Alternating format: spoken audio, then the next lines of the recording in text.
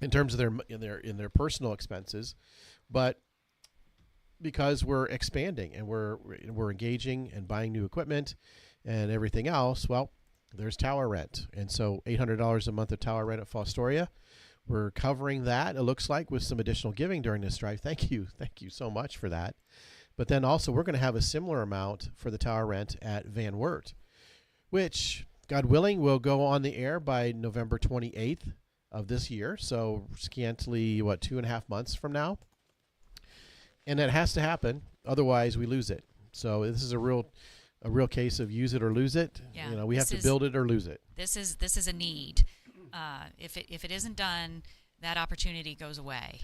Absolutely. There's So, nothing we could do about it. yeah, yeah. We can't say to the FCC, we need more time, or we have extenuating circumstances. And no, we've been given 3 years. Yeah. 3 years should be plenty of time. And you mentioned it in passing, but it's not. It has to be done because we've set an internal goal that it has to be done. No.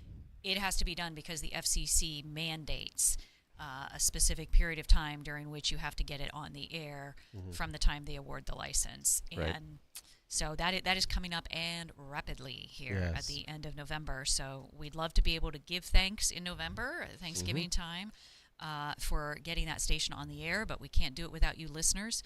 888-287-0655. We've got volunteers ready to take your call, ready to hear what your best gift would be to support Holy Family Radio, to keep the voice of Catholic radio broadcasting strongly throughout the Northwest Ohio listening area. So join with us, 888-287-0655, or go to holyfamilyradio.fm and make your donation there. So the other things that a lot of times we should give, folks want an idea of what it is all involved with running a radio station. What are the expenses? What does it take? Because isn't it fairly simple by, getting some software and getting a feed, and then just giving it out to the towers? And the answer it's not quite that easy. We have ongoing monthly expenses of at least $10,000 a month. That includes salaries. That includes the rents that I mentioned with the Fostoria Tower and the studio here, and soon the Van Wert Tower. We've got music licensing that we have to pay those, and the Catholic Radio Association negotiates very good rates for all of our stations. When I say all of our stations, all Catholic radio stations, because we're not music stations per se. We're talk stations, so we have a very small percentage of our airtime is music, and so our rates are low, but still, when you think, it's thousands of dollars still. All right, it's not a couple $100, $500. No, it's more than that, and for each station, it's an incremental increase. So, for example, you got one station, here's your fee. You got two stations, double that. You got another station, it's not triple, but it continues to increase. So with 3 stations, we'll have an increase when we get Van Wert on the air. So that's another increase. So we have to think about that. We've got insurance. We own 2 of our towers for both WJTA, that's 88.9, and WOHA, which is 94.9 over in Ada. That's a great thing. We own our towers, therefore, we don't have the rents or anything, but we have upkeep. We have insurance. Those are very, very expensive to replace. I think that over in Ada, if we were to replace that 300-foot guide tower, it would cost us a minimum of $200,000. So we have insurance for that, but still, that's still not an insignificant sort of cost. We got professional fees. We got legal fees. We got engineering fees. We have accounting, financial things. Software is also a key component, obviously, with mobile apps, with the streaming and the cameras and everything else, along with our website. All that adds up to what it takes to run a radio station. Plus, you got equipment. You have equipment that ages. You have to replace it over time. It fails. One of the fun things that I've learned is that thunderstorms and lightning is a really bad deal when it comes to electronic equipment. We kind of all know that, but when you have a tower sticking, way higher and closer to the clouds than anything else, A lightning rod? it tends to do some things. So over the years, we've had different issues happen, and so Yeah, so there's always things that we have to do. We had an unexpected cost just a couple of months ago to replace our transmitter 88.9. Our old one had failed months before, and so we were looking to find the best replacement that we could for the price. So still nearly $10,000 to replace a transmitter for a full power station like that. But that's what you have to do. It's what you have to do to keep the content, keep that voice going out in the darkness, broadcasting faith and broadcasting hope and sharing faith for 15 years now. So it's been a labor of love and joy, and we could just maybe ask you to partner with us in this. Evangelization is very much needed. There are folks that are looking and searching for answers, and we need to be there to provide those answers, Catholic answers. 888-287-0655. 888-287-0655. The streaming costs, I mentioned that because with iCatholic Music, our new music service that we started at the beginning of this year, or at least we acquired it and have begun administering that and running that, $600 a month for iCatholic Music. That's for the licensing, that's for the app, and that's also for the streaming radio, you might say DJ service, because we've got a fairly big library of music, and so we have a DJ streaming service that basically decides what to play based off of how I set it and everything. And it's contemporary Catholic, I'm sorry, it's contemporary Christian music, but it's from Catholic artists only. So contemporary Christian music, you can find that a lot of different places. You can find that on K-Love, you can find it on WBCL, you can find it on other radio stations in our listening area, but it's not from Catholic artists only. It's we want to remain authentically Catholic, and we want to provide Catholic artists with the means to be able to get their music heard and out there, because they do make really great music. And so when we go to our breaks, I play music at our breaks, and those are songs and music that you'll hear on iCatholic Music. So to hear iCatholic Music, you can do it a couple different ways. One is to get our mobile app, Holy Family Radio mobile app. You find that on your app store, whichever one you use between Android or Apple. Download it, and when you get to that, let me see here. I'm going to fire mine up here real quick. And when it fires up, there's a little button there at the very top in that red banner that says Choose Stream. And when you tap that, you then can see that you can choose between Holy Family Radio or iCatholic Music. So you can listen to both Holy Family Radio and iCatholic Music using the Holy Family Radio app. We also have a iCatholic Music app just for that. So you can find that on your app store and download that and listen to iCatholic Music wherever you are. Both of these apps are are enabled for the car, for the vehicle. So if you have Apple CarPlay, if you have Android Auto in your vehicle, you can use and run and play these apps right from your dashboard when you plug in using those services. So I myself very often, especially when I'm traveling outside of our listening area, will plug in my phone, start up Holy Family Radio, and off I go, and I don't have to worry about searching for other stations, another Catholic station, anything like that. When I get tired of listening to Holy Family Radio, which is hardly ever, I can switch over to iCatholic Music, and I can listen to contemporary Christian music from Catholic artists only who are sharing the joy of the gospel through the power of music. And so we're trying to be as comprehensive as we can. We try to be where everybody else is. So that's why not only do we have mobile apps we want to stream, we also are live streaming our drive here the last couple of days. We've been doing that for 4 years now. 4 years we've been streaming and being on camera, which is not exactly the most comfortable thing in some ways, but hey, you get used to it, just like getting used to talking on the radio and to continue talking. So you can watch us, and I'll say hello to those who are watching us on Facebook, who are watching us on YouTube, who are watching us on Instagram, who are watching us on X. Yeah, Twitter, formerly Twitter. So hello to all of you out there. These videos are recorded. You can find the live stream and the recording on our YouTube channel. So you might want to check that out. You can find us on YouTube at Holy Family Radio 638. That's our YouTube channel. You can find us on Facebook at Holy Family Radio, on X as Holy Fam Radio, and Instagram as Holy Fam Radio. Another easy way, here's another good reason to get the Holy Family Radio app on your phone, is that you can tap the connect button in the bottom, in the middle. You tap that connect button, and we have buttons there to take you to our website, to take you to our Facebook page, to take you to our Instagram page, to take you to YouTube. So if you want to watch right now, you've got the Holy Family Radio app.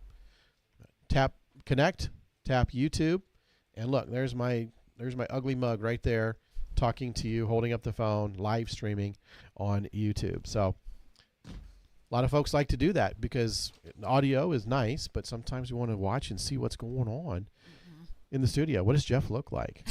What does Kim look like? What does the studios look like? We can guarantee we don't have faces for radio or for streaming, but we'll just go where we need to go. Deacon Jeff, as you were going over some of those things, I was struck by how much this station has, this media ministry has grown over the 15 years that Holy Family Radio has been on the air. Yeah.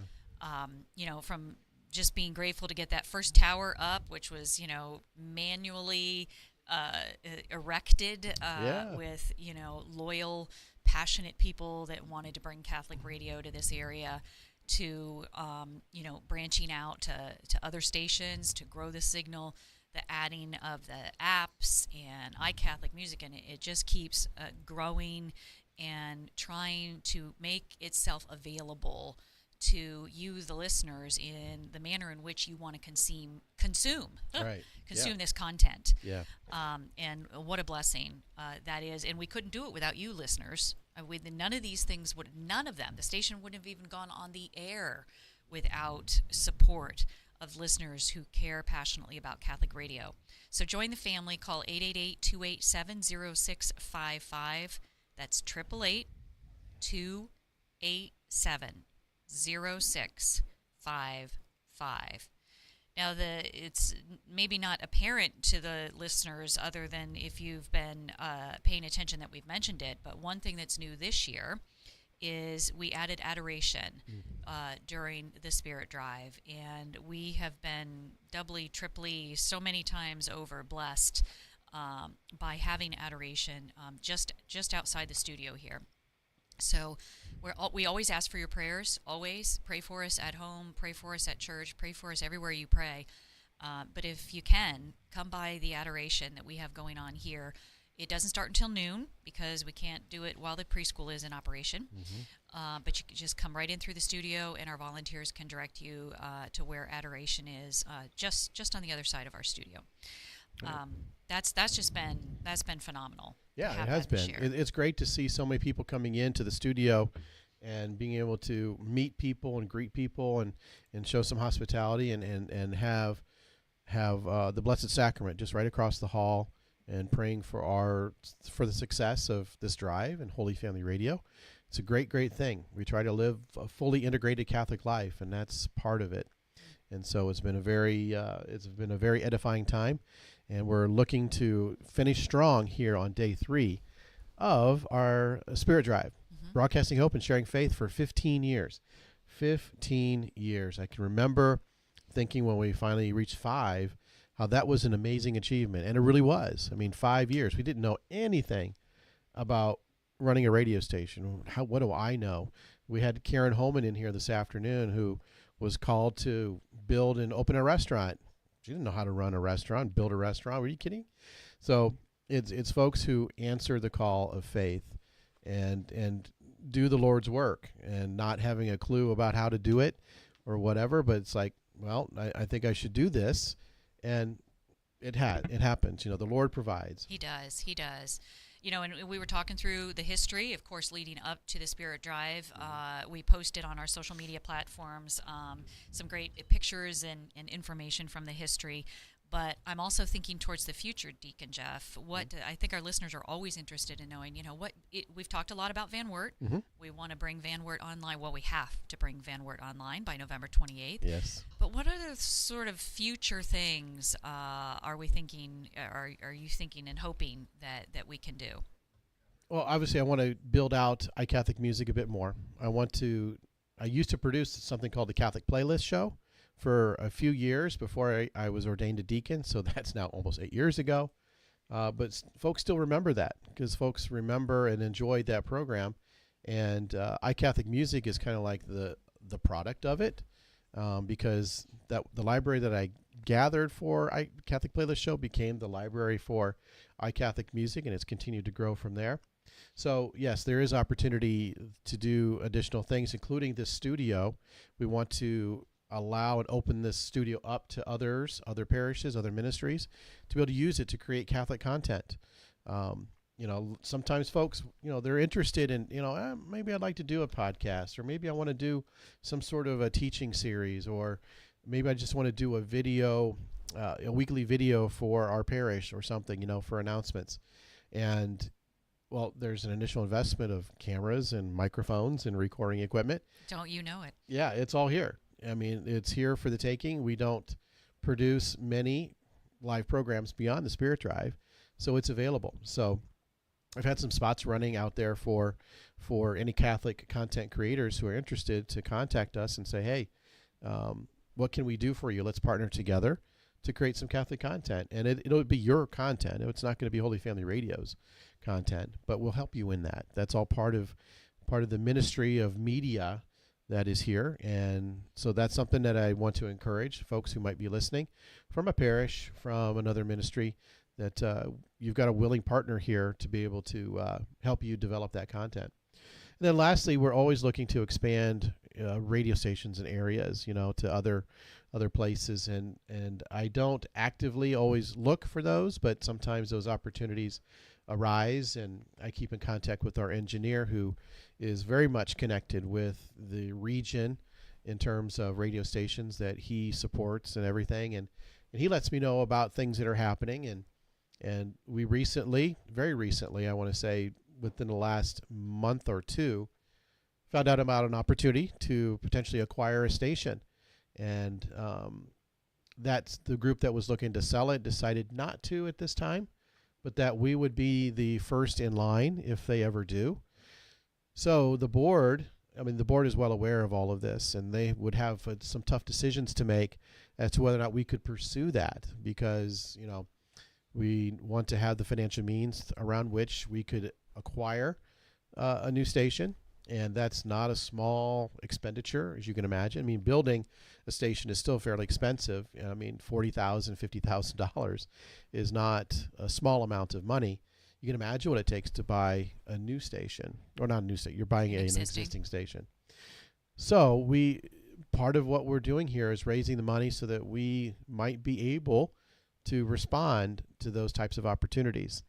So not only are you looking to support us in the day-to-day and month-to-month and year-to-year support, but also for us to be able to continue to grow and to reach more people with the truth, where there is no Catholic radio, where they don't have the hope that we can broadcast to them with all the answers, inspiration, education that is offered through the content on our radio stations.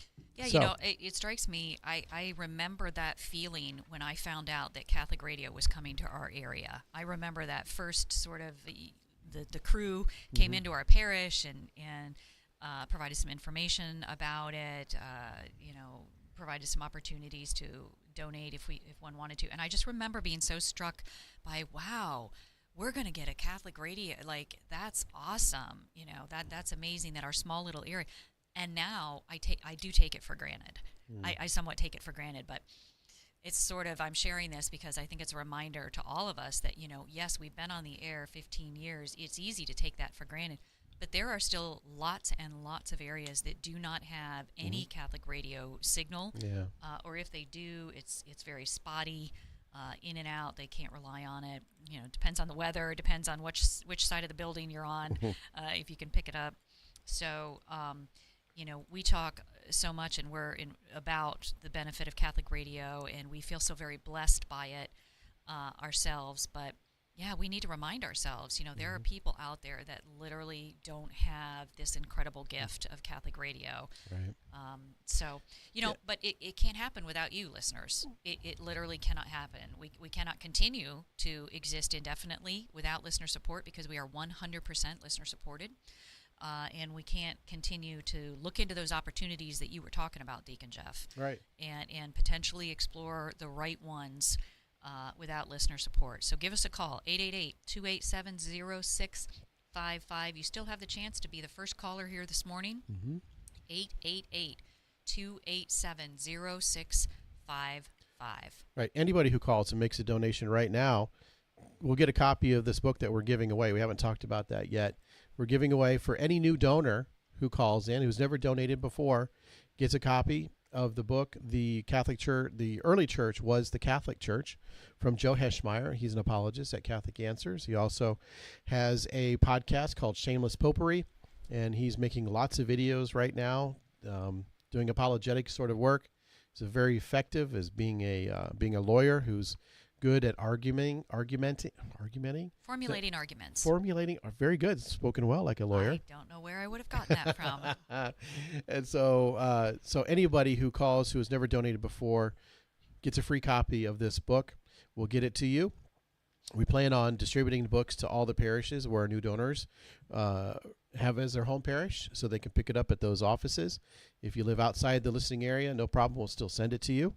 Any existing donor who gives an additional $15 a month as a recurring donation or as a one-time gift will also receive a copy of this book. And if you don't fit into those categories, but you're the first caller this morning, that's right, you also can claim this book as a thank you. Because I don't know how else to describe it, as just slightly lonely almost. It's sort of like it, or maybe it's that it just energizes us to hear that phone ring. Yeah. So why don't you do that for us? 888-287-0655. 888-287-0655. So, I was thinking the other a week or so ago that sitting at my home parish, at church, and I was thinking that, our area has a Catholic radio station, okay? And my parish, as part of their core ministry, is they run a school, okay? There's a Catholic school there. So that's what the parish is. That's one of their main charisms, is to support Catholic education with a school. And I'm thinking that non-Catholic churches, some of them take on the ministry of radio. Okay, so not many, but some churches put up radio stations.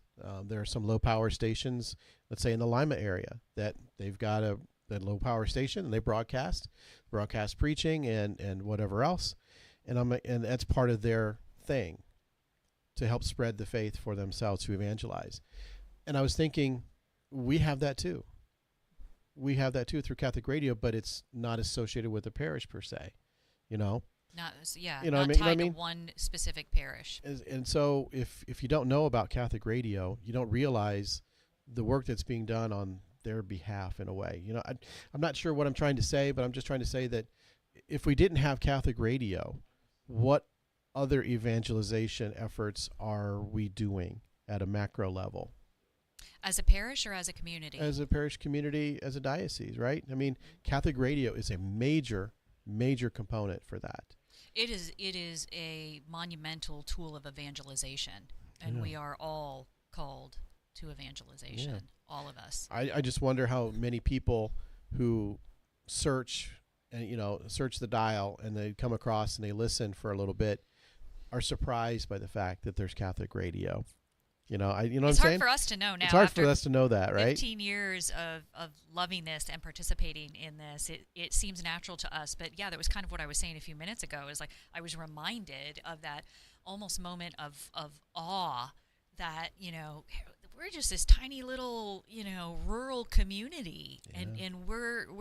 they're building a Catholic radio station like right here in rural Northwest Ohio. Wow, what a gift! What a gift! Yeah. And I mean, we have just been so blessed during this Spirit Drive in particular, with the abundance of apostles that have stepped up to say, hey, I'm in a position, or my family's in a position to support this ministry, this evangelization in a way that we weren't before, or the Holy Spirit is just prodding us to do it now. Now's the time. If not now, when, sort of thing. And the blessings of that to all of us as consumers of Catholic media content Mm-hmm. is untold, really, just absolutely untold. And Yeah. I'm just I'm walking around feeling very blessed that we have Catholic radio and that we have such great supporters Mm-hmm. of Catholic radio. That's right. 888-287-0655. 888-287-0655. We need to have 2 phone calls this hour. I want to see 2 more. I want 2 phone calls this hour to kick off and break the ice for this Spirit Drive Day 3. We don't have a long way to go to reach our goal, but it is a long way to go if there are no phone calls. If you, dear listener, don't take some action right now to offer your best gift to us today. 888-287-0655. 888-287-0655. This is our last day.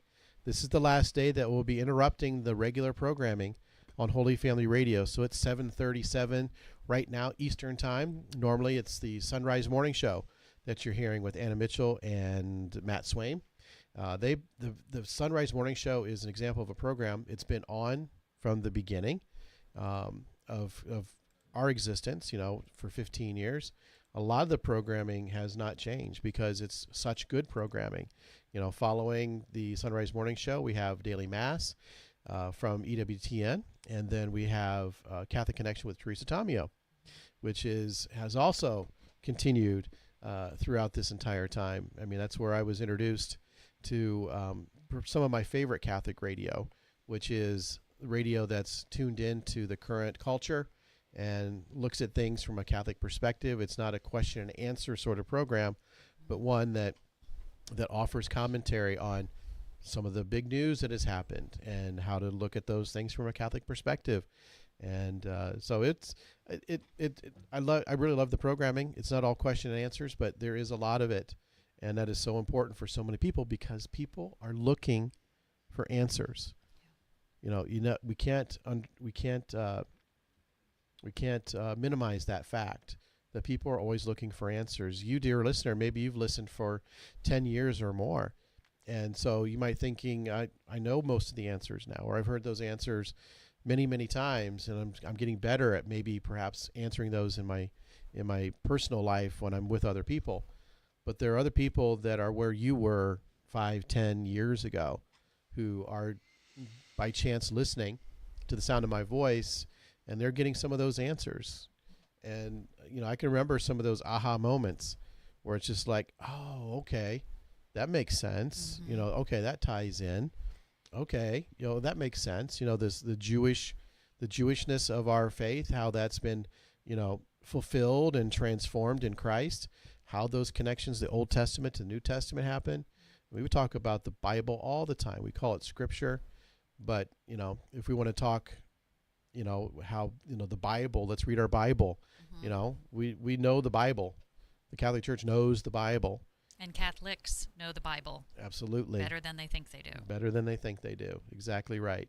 So, well, what you were saying there, Deacon Jeff, it's, and I know this is somewhat what you were trying to say, but it's that Catholic radio, it provides so many different types of content depending on, for every kind of listener, mm-hmm. From the ones that are questioning and have all those, questions and uncertainties or just plain don't understand and want things explained again or in a different way. Those, question and answer shows, those apologetic shows, they're great for that. Then you got the more current event shows, you Mhm. know, whether it be literally, the news hour show, later on in the evening. What do they call that one again? Uh, I'm not. EWTN News. Yeah. Maybe EWTN News Nightly. That's what it's Yes, called. that's it. That's it. Or one, more of sort of the lengthy news magazine kind of, Mhm. analysis of current events with the Teresa Tamios and, used to be Al Cresta. Yeah, Ave Maria in the afternoon. Yes, yes. If those aren't what feeds your faith right now, there's daily mass, there's the rosary, there's the divine chaplet, um, divine mercy chaplet, just opportunity after opportunity to nourish your faith through the variety of programming available. And, on the more current, maybe appealing to younger generations, you're airing now Bible in a Year Mhm. and Catechism in a Year with Father Right. Mike Schmitz. Mhm. So, it's just a great example of how there's something for everyone. Right. There's something for everyone on Catholic radio. But we can't do it without everyone's help. 888-287-0655. We want to hear that phone ring at least twice before the hour closes. 888-287-0655. If you're our first call, you'll get a copy of the thank you book, the thank you gift that we have, the latest book by Joe Heschmeyer, The Early Church Was the Catholic Church. If you're a new donor, you don't even have to be the first caller. You will get that book if you are a new donor. And if you are a new recurring donor, you will get that book. And lastly, if you if you're an existing donor, but you increase your donation by as much as $15 a month, or I guess I should say a minimum more of $15 a month, Mhm. or $180 a year. Why that number? $15 a month for 15 years on the air. So again, the book is The Early Church Was the Catholic Church by Joe Heschmeyer. We really think you'd enjoy it. Give us a call, 888-287-0655. So one thing that we have mentioned each day, and I'm going to mention it another time today, maybe a little bit more in depth a little bit later, is the Box of Joy program. It's one of those community outreach things that we do, and here I'm holding up for the live stream watchers a Box of Joy. This happens to be a filled one, ready to go for this year. Box of Joy campaign kicks off at the beginning of October, here at the end of the month, and runs to the beginning of November. And right now, our boxes of joy will be delivered today. I don't know if I told the folks here in the studio, but yesterday. But the boxes of joy are going to be delivered here today between 10 and 2.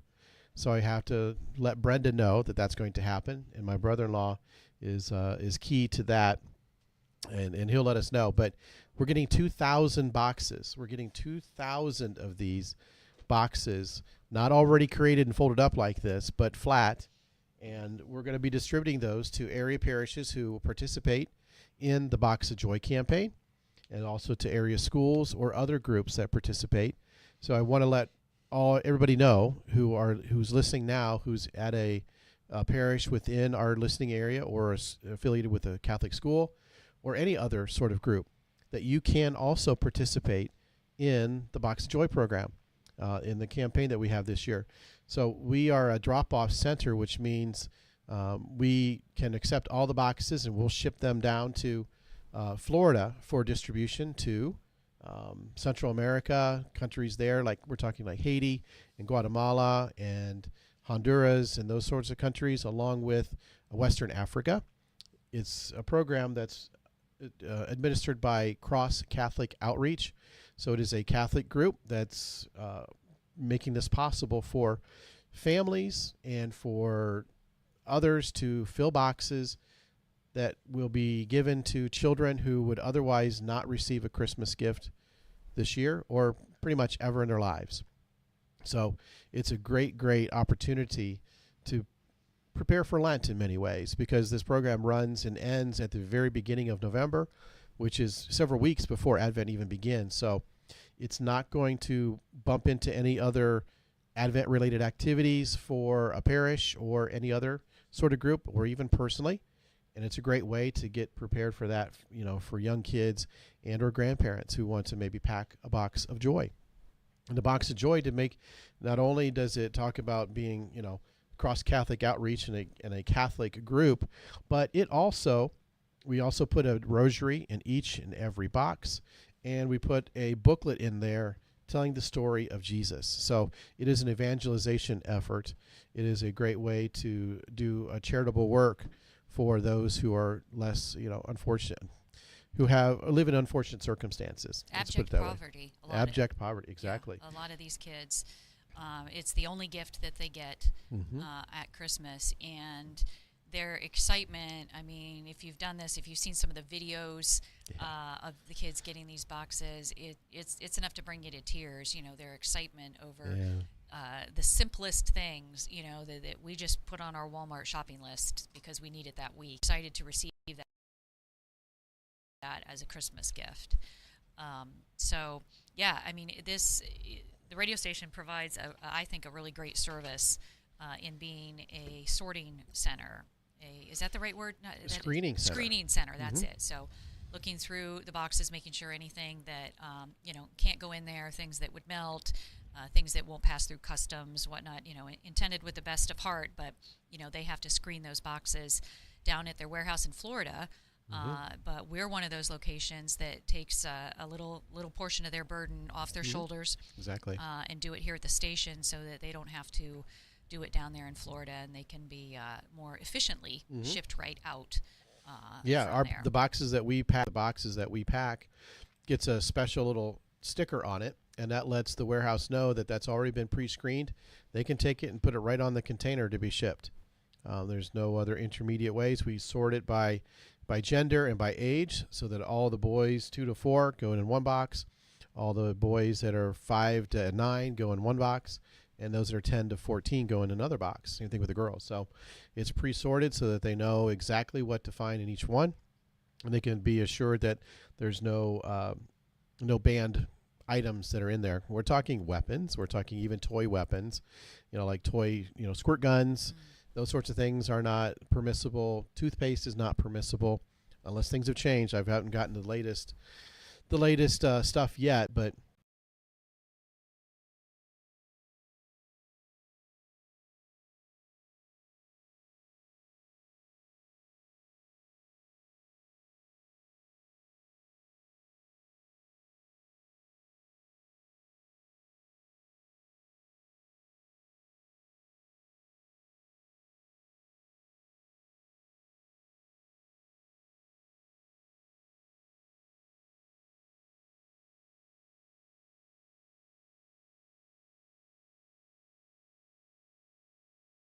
to do one box more. They provide us with the materials. We ordered 2,000 boxes this year. I still have a few hundred left over from last year. So we have plenty of material. So if there is anybody out there, any parish office person or anybody else who would like to participate in this, some PSR groups, if you don't have a Catholic school, if you have a PSR group, we can provide boxes for your PSR kids to fill on a night. It's a great, service project to do on a Wednesday night. We'll give you all the boxes. We give you the materials, and you can organize that. You can organize a night where they pack the boxes, fold them up, and we'll come pick them up, and we'll make sure that they get shipped. So all you have to do is get in contact with us here at the radio station, either through our website or give us a call at 888-287-0655. All the materials you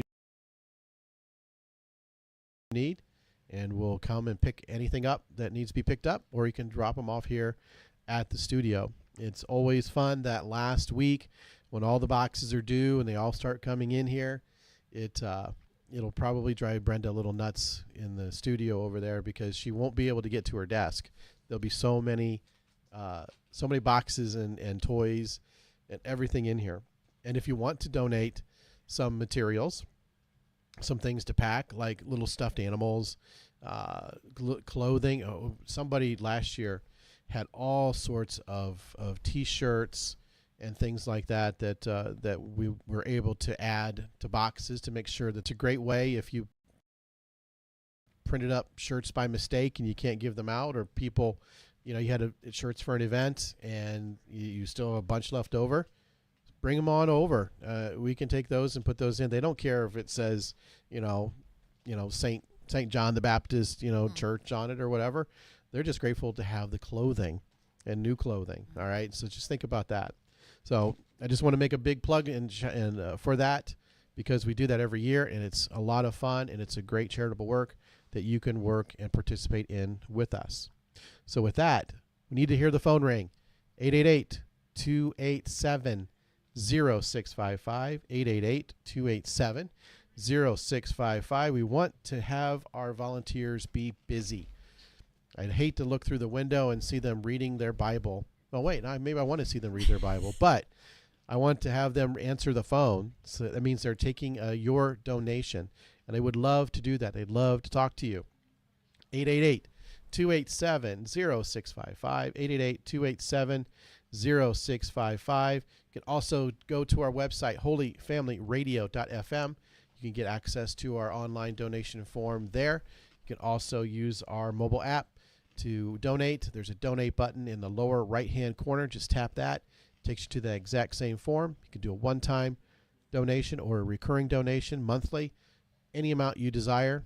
You can pick one of the pre-defaulted ones that I had set up, or enter any value you want. Every little bit helps. Every little bit helps. 888-287-0655.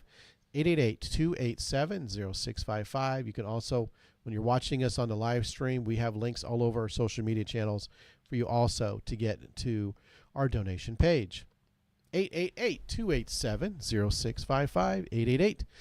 888-287-0655. You still have the chance to be the first caller this morning.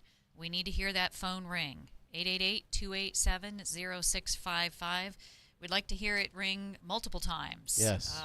Hey, if the line is busy, just hang up and call back.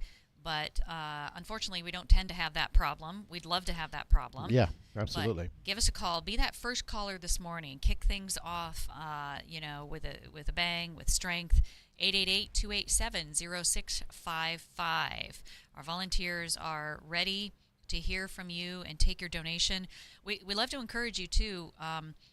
Make a donation in honor of someone or something, or in memory of someone or something, in support, in Thanksgiving, whatever moves you, and we will be very happy to announce that on the air, that the person or cause or reason for which you have offered your gift in support of Holy Family Radio in Northwest Ohio. Or not, if you prefer that it just remain anonymous, of course we will honor that. But give us a call, 888-287-0655, 888-287-0655. We're riding up quickly towards the top of the hour. We're ready to take a break here soon. Yeah, we need to take a break. We need to take breaks at the top of the hour, but that's a great opportunity, listeners, for you to call during that time. 888-287-0655. You can also go to holyfamilyradio.fm and make your donation there, or either one of the apps we talk about frequently, the Holy Family Radio app or the iCatholic Music app. We're going to go to a break, and on the other side, we will be back talking a little bit about the rest of the day, and before long, we will be welcoming our first guest of the morning. This is Holy Family Radio, your spirit drive. We'll talk to you after the break.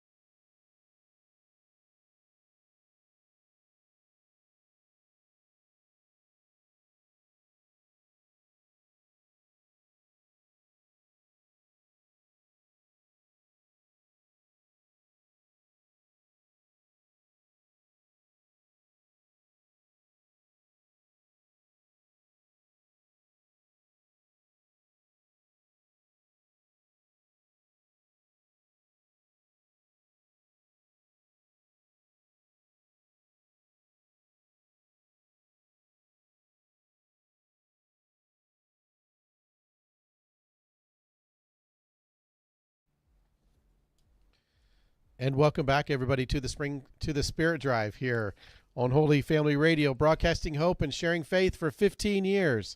That's what Holy Family Radio has been doing, and it's only because of you, the listener, who is sowing a seed into this ministry to keep it going. 888-287-0655. That's 888-287-0655.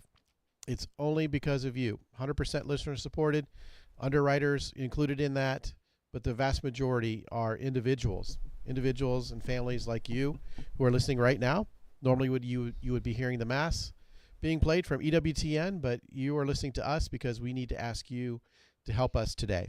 888-287-0655. We are still looking for that first phone call. 888-287-0655, or go to our website, holyfamilyradio.fm. Go use your browser on your cell phone or your mobile device to get to Holy Family Radio and our online secure form. You can make a donation today, one time, recurring. However you want to do it, we'd be welcome to receive it because we know it's a gift. You know, Deacon Jeff, we've been broadcasting hope and sharing faith for 15 years.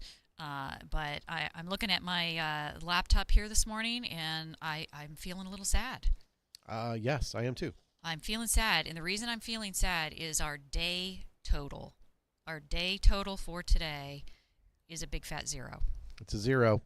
We not only haven't heard the phone ring, which we know many folks prefer to go the digital donation route, and we provide those because we want to be convenient for you. But wow, we haven't even received one of those online digital donations yet today. Or did I miss one? Nope, okay. Nothing yet. All right, super. So, well, not good, not super. I wish I would have missed one. I wish there was one in that I had missed it. But unfortunately, we are standing at a big fat 0 for Friday. And, Friday's usually our best day, listeners. So how about you be the one to take away the 0 figure for donations for today, and you be the one to call 888-287-0655, 888-287-0655. You can change that 0 figure also by going to holyfamilyradio.fm.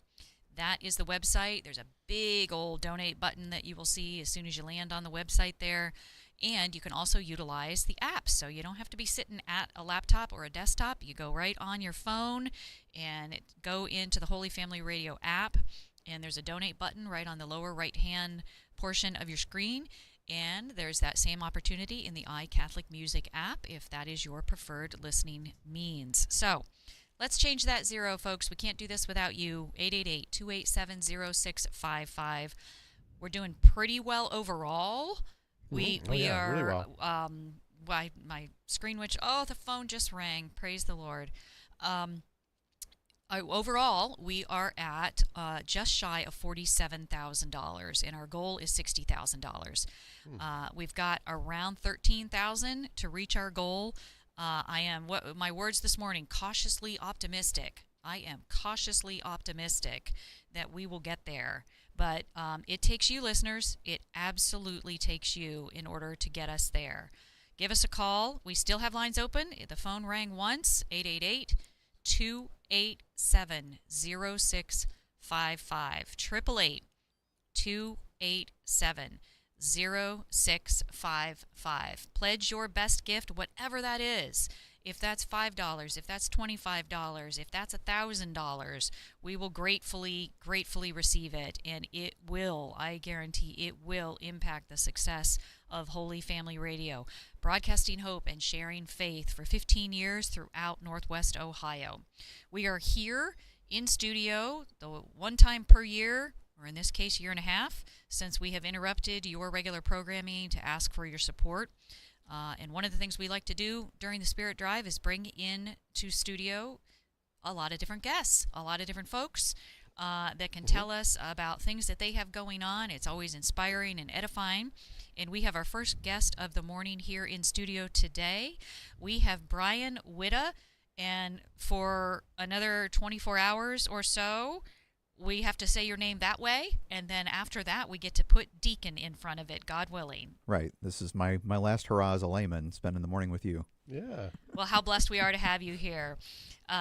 Deacon candidate, Brian Witta. You're from Findlay, right? Yes. Yeah. Yes. Member of Findlay St. Michael. Wonderful. Well, thank you for coming over here, driving over to join us here during the Spirit Drive. Tell us about what you're looking forward to tomorrow. Tomorrow's going to be an exciting day. There are, I know you heard previously, but for those that didn't, there are 13 of us in our cohort, and it's going to be really special to have all our families involved and to experience the grace of the Sacrament of Holy Orders. It's something we've been preparing for quite a long time. And, years ago, Deacon Jeff, I remember you telling me it's going to go fast. Yeah. And I thought, yeah, right. I remember some of those courses that we worked through, and I thought, my goodness, am I going to survive this? And it really did go fast. It really did. So it's a great blessing, to be able to be present as a family, as a brotherhood, and to celebrate that sacrament together. So both of my wife and my kids will be serving Mass with the bishop. So that's special too. So that's something they'll always be able to remember. My son's actually the book bearer, so he'll be right there, which is nice. Which is really special. So that's meaningful for me. Yeah. Oh, it would be for anyone, I would think. Yeah. Yeah. Absolutely. So why don't you introduce yourself though to our folks out there? We did let's this know a little bit backwards, about didn't we? you. Yeah, sorry, okay. I jumped right in. That's okay. I was excited. So, my name is Brian Witta. I a native of Fostoria originally, so I grew up in St. Wendellin's Parish and graduate of St. Wendelin High School, K through 12. And it's actually where I met my wife, Katie.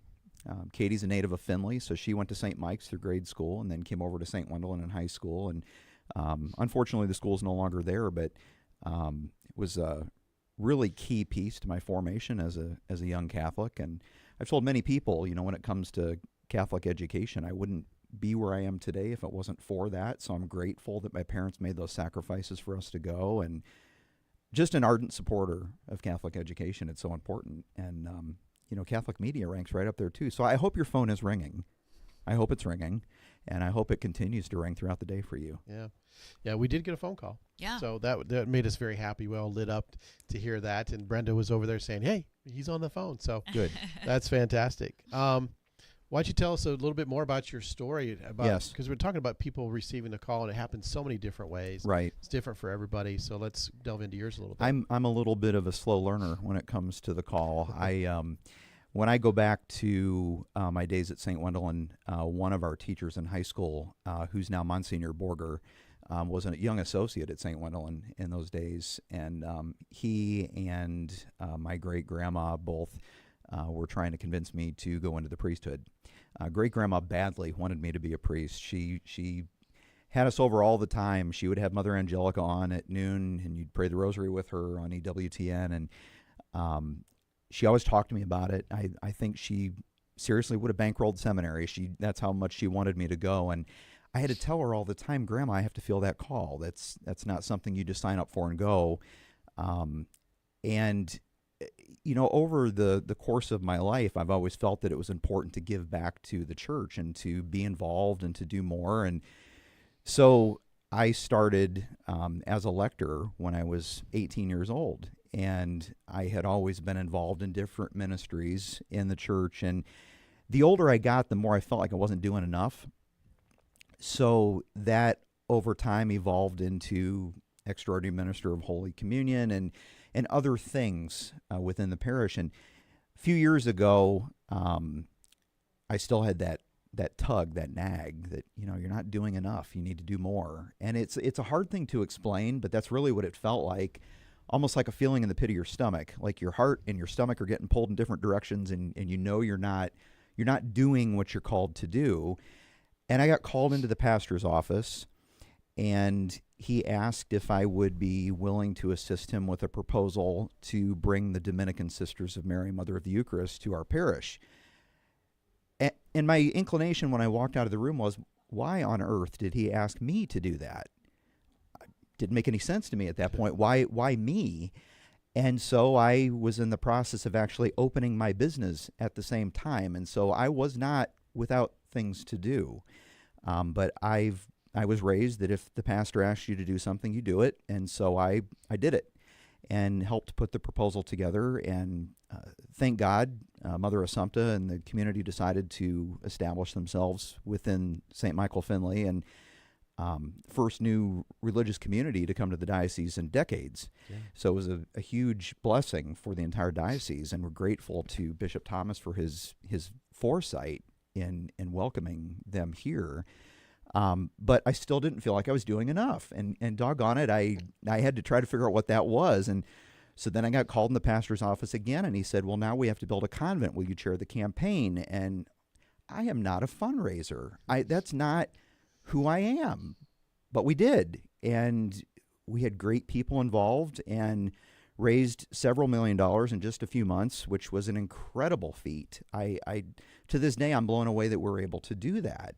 And we did not, for those that aren't familiar, we did not build the Taj Mahal. We had to build to commercial standards. That's why it was so expensive. But I didn't feel like I was doing enough. And I kept praying, help me to be what you want me to be. A very simple prayer, because I didn't know why I had that tug. It was still there. It was so prevalent. And I decided that I needed to go to Mama. So I started praying the rosary every single morning. And it was really through that process that I started to gain some clarity. I didn't fully know what that path looked like, but I continued to pray, and I got frustrated at one point, as people tend to do in their prayer life. And, you're not getting in your humanity, you're not getting the answers you want right now, because heaven forbid we don't have instant gratification in life. And I pushed a little, and I said, I need to know. I need to know. There's something there. Clearly, I don't understand what it is. I need to know what that is. I prayed really hard before I went to bed one night, and I had a dream, and I kept seeing a word in my dream that I didn't know. I now know what it is, but it was the word servium. I had no idea what it meant. It's Latin for I will serve, and that's very central to the diaconate. And I remember the look on my wife's face when I told her, I think I'm being called to be a deacon. It was a cross between shock and, okay, if that's what you think you're being called to do. I certainly don't expect our wives to fully understand that until we discern it. But that's kind of the Reader's Digest of how I got to the point of even applying to that first year of discernment. Mm-hmm. Yeah, it's interesting that, everyone's story is different, and it's so interesting. We talk about how being open to the Spirit, being open to these things really allows God to do some work in us, to be able to listen, to be able to discern what this is, having a dream and seeing a word and thinking, well, what does this mean? Right. It's like it can be in some way unsettling, maybe fearful, but also curious, right? So that's really really interesting. Thank you for sharing that. I mean, I've had dreams too, but nothing that I would equate to something like that. So how did your wife receive that? Well, she's very supportive. She's very supportive. I think her initial approach was somewhat shock. I mean, I can probably replicate the face, which doesn't. I've been told I have a face for radio, but I can replicate the face. But it was kind of one of those, and she's been 100% on board through the process, and we approach faith very differently as a couple. She's very inward, I'm very outward, and there's good balance to that. Mm-hmm. Well, good. So the formation process has been 4 to 5 years now, Yes. right? For the application, all that. Yes. How was that formation been for you? I remember having it described to me as a, quote, beautiful process by some men who were ordained in the last cohort. And you don't fully understand that until you go through it. And in the moment when you're looking at a particular course load that you're studying and you think, like I said earlier, am I going to survive this? I can certainly understand it. I can certainly learn it, but this is heavy. I'm trying to balance being a dad and a husband and a business owner and all of the things. But it really is a beautiful process. And to use a phrase you shared a moment ago, when you're open to the Spirit and you're really vulnerable to what God's trying to do with you, you are the clay, He is the potter. If you allow that process to fully play out, it is a beautiful process. I'm not saying it wasn't difficult, because it was, and it should be. Just the application process itself is a fairly involved process. But it's been a beautiful thing. I've really come to enjoy it. I've loved the brotherhood that we've developed, and learning to better understand the faith in a way that you may not through school, just through the curriculum that you're exposed to, I think is something I would wish for others. Read the church fathers. Really learn why we do what we do. I sometimes hear people say, there are so many rules to Catholicism. No, there aren't. There's beauty in Catholicism. And there's a reason why we do every single thing that we do. And if you take the time to understand those things, then you come to understand the beauty of the faith and why we practice what we practice. It is what the Lord gave us. Yeah. It's not, a lot of it is not just 2,000 years old. A lot of things are rooted all the way back in Jewish tradition as well. Right. Which is something, when you really study the faith and learn about the faith, can really, open your eyes. Amen. Does it ever? Yeah. So you spoke a little bit about the challenges, that it was hard. So tell us a little bit about that. Well, I grew up in the era where the church didn't know what it wanted to be when it grew up. I call myself sometimes a felt banner Catholic, because I was just old enough when I started elementary school that the felt banners were hanging in the church with the inspirational phrases on them, but we didn't have necessarily the same depth of orthodoxy that we're seeing now within the church, where you know the beauty of the faith in the same way. And so not having that depth from a K-12 Catholic education, I found struggles in some aspects of what we studied, but I've come to a deeper appreciation for the faith through that process. Learning the depth of moral theology within the church. It's a very heavy topic, because it touches on everything from abortion to capital punishment to medical treatments. And to understand that, albeit through the most zealous person I've ever met in my life, Pat Odie Murray, she's just on fire when it comes to moral theology. But to wrap your head around a topic like that, it can be exceptionally challenging when you don't have a foundation of that walking in the door. Coming out on the other side, and God willing, ordination tomorrow, I feel very well prepared to explain things that I never fully understood in at least a way that would give someone comfort in the faith. I hope. That's what I hope for, but that's what I feel.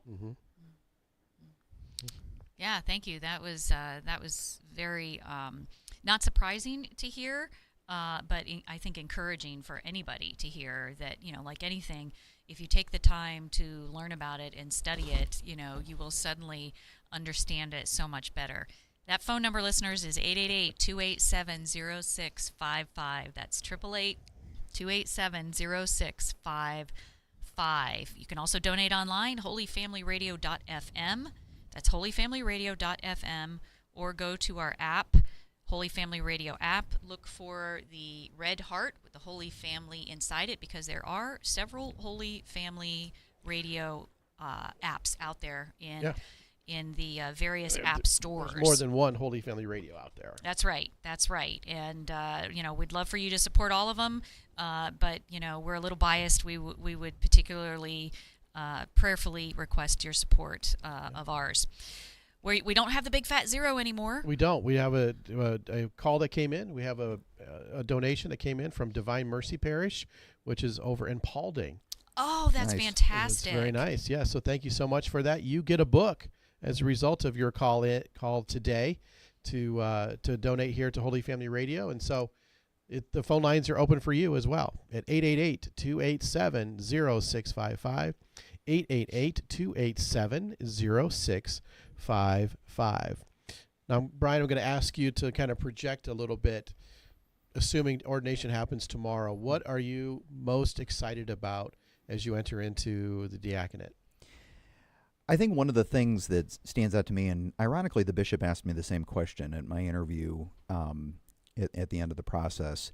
One of the things that I want us as a church to do more is to help the youth to understand the beauty of the faith.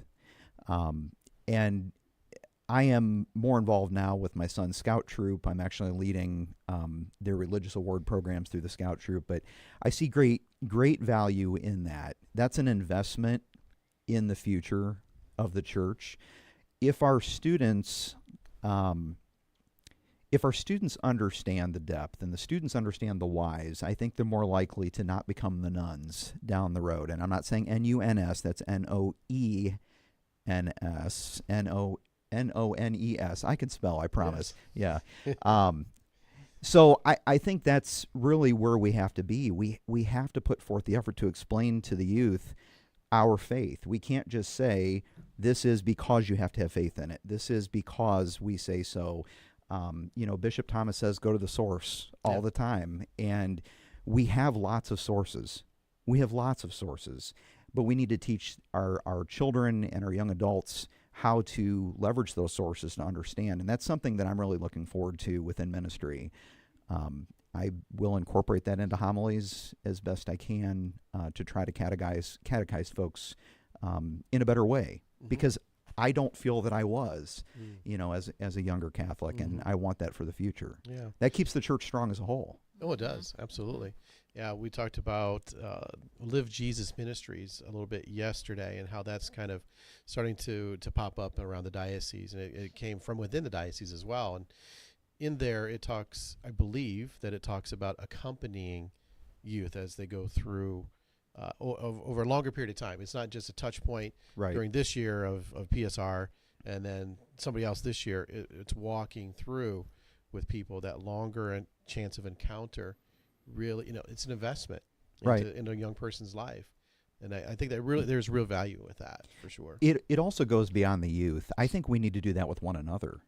Yeah. There's times where we may misunderstand something, maybe through lukewarm catechesis at some point, or just a general misunderstanding. We always have the opportunity to charitably walk with one another to explain the faith and to explain how we can live that more authentically.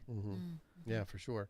Yeah. You mentioned preaching or a homily and all that. You've got yours ready for Saturday or Sunday? I do. Sunday morning at 10 o'clock. Yes, I do. I have it ready. Pastor's already looked it over. No heresy. I'm good to go. Okay.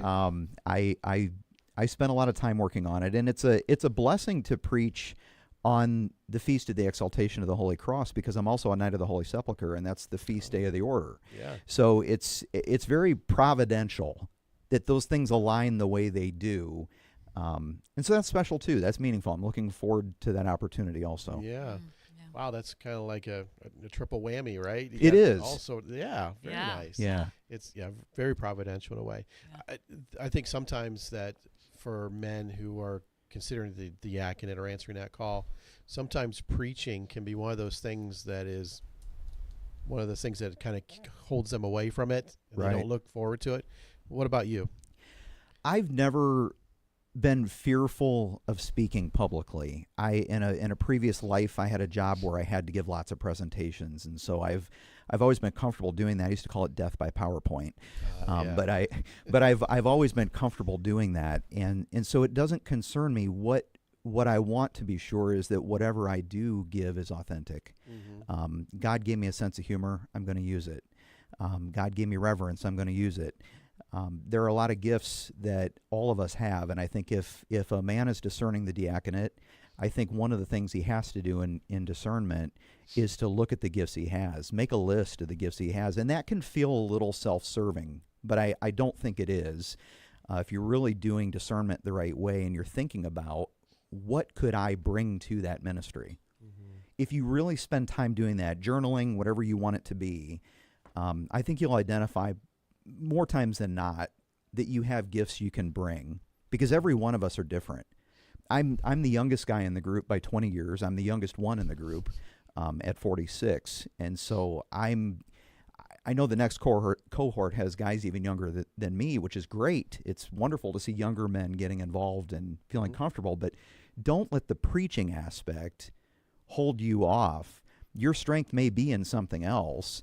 I'm not a singer. I'm going to have to chant.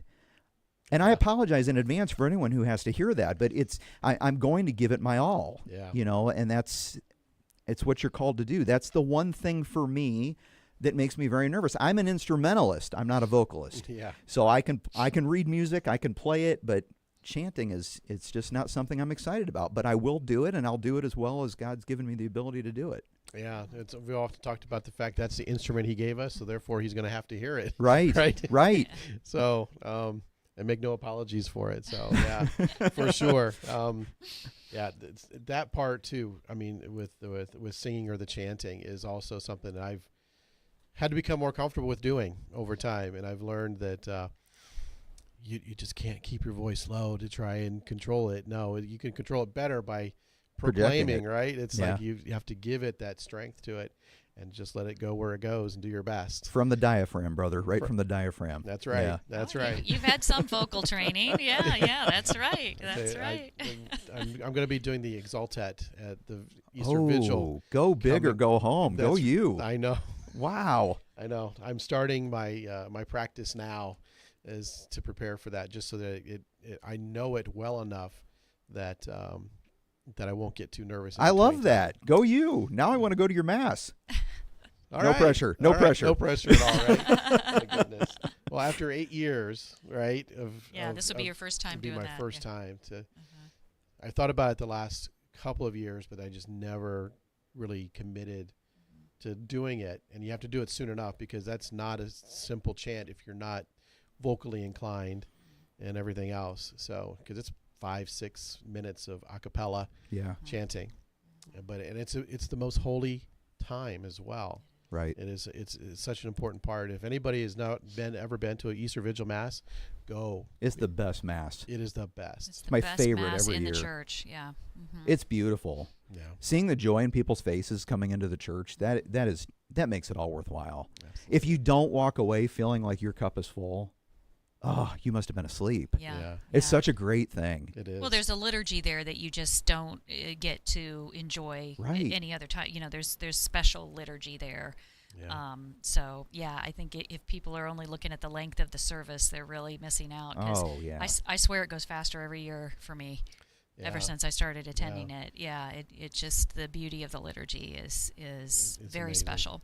I wish that they would do all 9 readings. I do too. Mm-hmm. We only do 3, 1, 3, 5, traditionally, and let's do what it's in the Go It's big. the Easter right? Vigil. Yeah. Let's Go do big. it. Yeah. Let's just do this. Yes. Right? Yeah. So, Well, Brian, I wanted to ask you, how has the last 4 or 5 years impacted your family, and in particular your family's spiritual growth? Because a lot of times when one member of a family is going through something, as significant as the diaconate, you're going to see a trickle down. Right. Effect. Katie and I are very blessed that our children are attending Catholic school. They have very strong faith. So it has not really been an impact as far as the children are concerned. My daughter has already changed my name in her phone to Deacon Dad. So they're very excited about this. And I told her that's a little presumptuous because it hasn't happened yet. But they're very excited about it, and they really have been all along. My daughter just started her freshman year. My son just started middle school. So if you go back 4 or 5 years, you know how young they were when I started. yeah. They, I think, have been some of my biggest cheerleaders. They also understood very well that I needed to go into my home office and shut the door and do my homework. And they never made me feel like I was doing something wrong. I think it's helped us grow as a family. Because we've always prayed together at night before the kids go to bed. It's always been a tradition my wife actually started. We would read a book, and then we would say prayers, and then we would all go to bed. Well, the kids did. We didn't go to bed. We do now because, we've gotten older and it's just where we are in life. But I think that has helped us grow as a family too.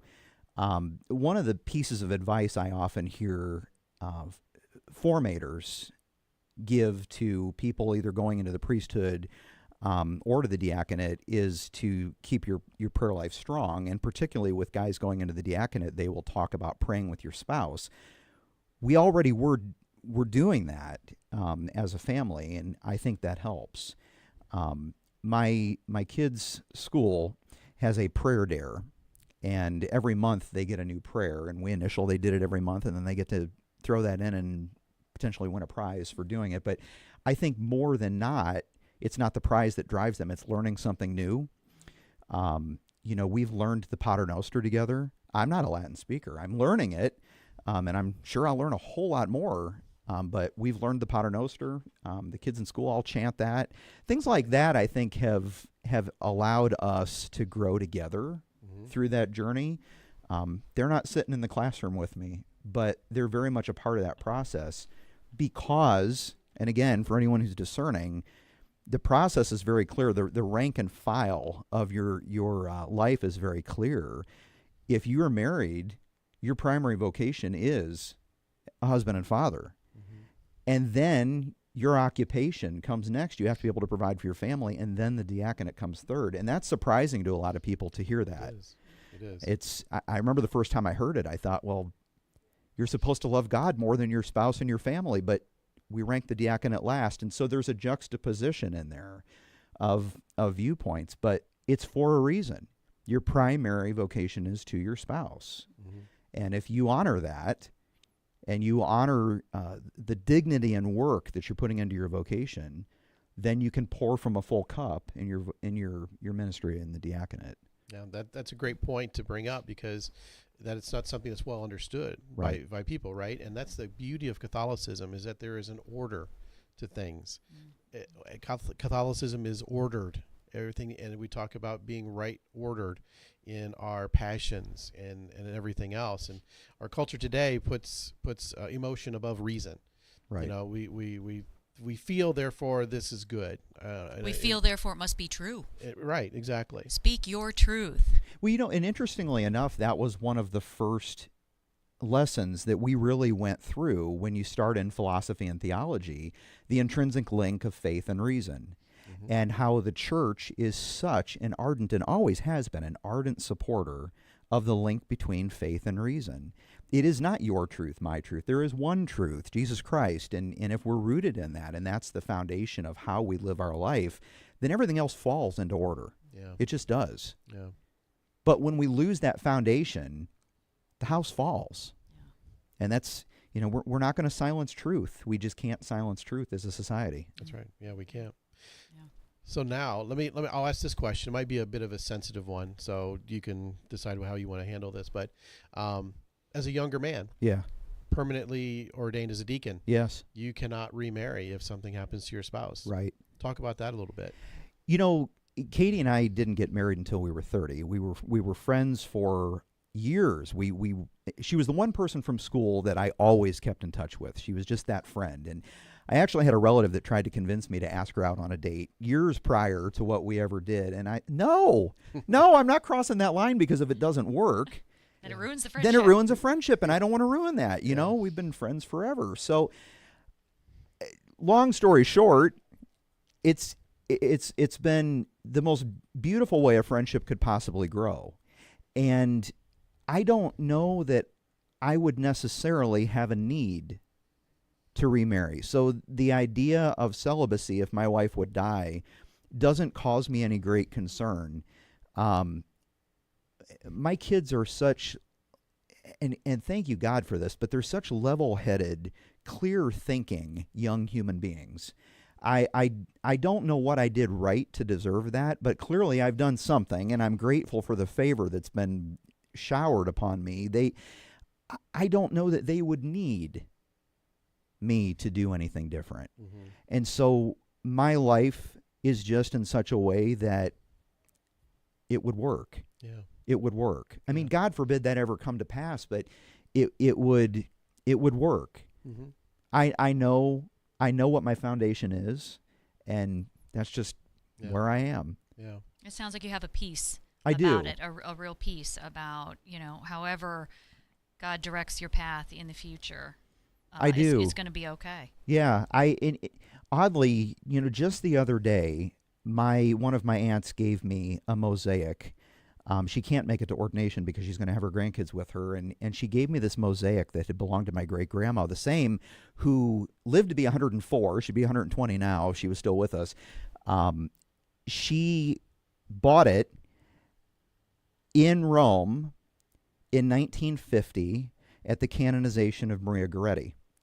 It was held during the Mass and blessed by Pius XII. She gave that to, when she died, it went to my aunt. My aunt gave it to me, and now it hangs on the wall in my house. So great-grandma, who pushed me to pursue the priesthood, I felt like it was this almost full circle wink from heaven, and I hung it up in my office at home, right with all my liturgical books and everything else, because doggone it, Grandma's still there, and I know she would be very proud, and I was very grateful to receive that. It was such an out of the blue, unexpected gift, but it's just amazing how that peace comes to manifest in your life in different ways. When you really can surrender yourself, and you can take your humanity and knock it down a notch and allow God to do the work that he does, it is amazing the things that happen. Now, it doesn't mean you're going to get a gift from your great-grandma from 1950, but the little things that happen in your life are so good. But you have to pay attention. You have to put this phone down and stop doom scrolling and pay attention to what's going on in your life and recognize those blessings, man. They're great. Absolutely. You just got to pay attention. Yeah. Got to pay attention. Got to get the nose out of the phone. I tell you what. And I doom scroll. I'm not saying I don't do it. We all do it. Yeah, we do. But man, you gotta temper it. Yeah, exactly. Temperance and prudence and justice. All That's those. right. And it takes fortitude. Yeah, fortitude.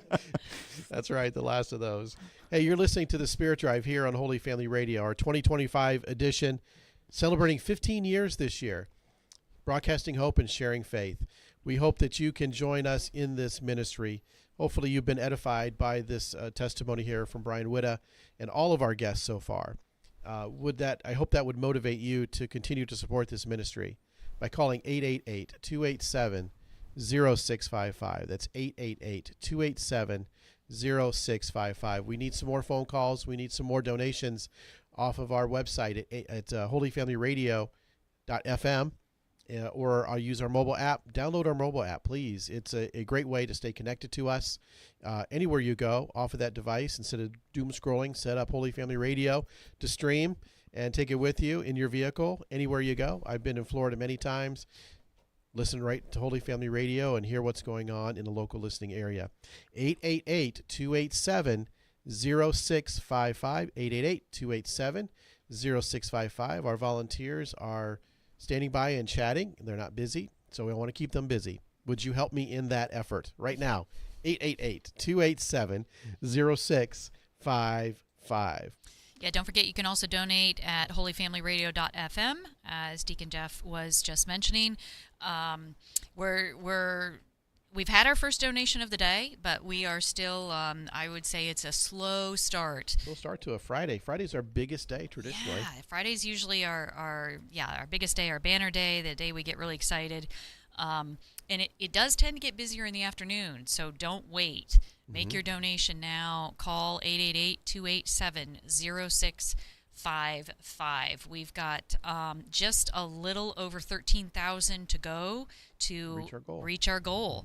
Our goal is $60,000 this year. That's the most ambitious goal we've ever had, but we are cautiously optimistic that you can get us there, dear listeners. 888-287-0655. We are wrapping up our time here with Deacon Candidate Brian Witta from St. Michael's Parish over there in Findlay, about to be ordained to the permanent diaconate tomorrow morning. Yes, we we try to ask questions that are on our mind, but we always want to make sure that we give you the opportunity, sort of the last word. What if we failed to ask you? What's the Holy Spirit sort of telling you that you might be able to share with us? Well, I guess one thing I would say is if you are that person who feels like you're lukewarm, pick up a book, any book by Mike Aquilina. Read on the early church fathers. One of the ways that I think you can better form your faith is to understand the why behind what we do. And when you start reading what the early church fathers did, I think you'll have a better understanding of how closely connected they were to the men who were there at the time when it happened. And it'll bring better clarity to you. If you are someone who's discerning the permanent diaconate, and of course you have a few years to pray on that, I think you could reach out to any one of us and ask questions, and any one of us would be happy to chat with you, whether someone currently ordained or someone who's going to be ordained hopefully tomorrow.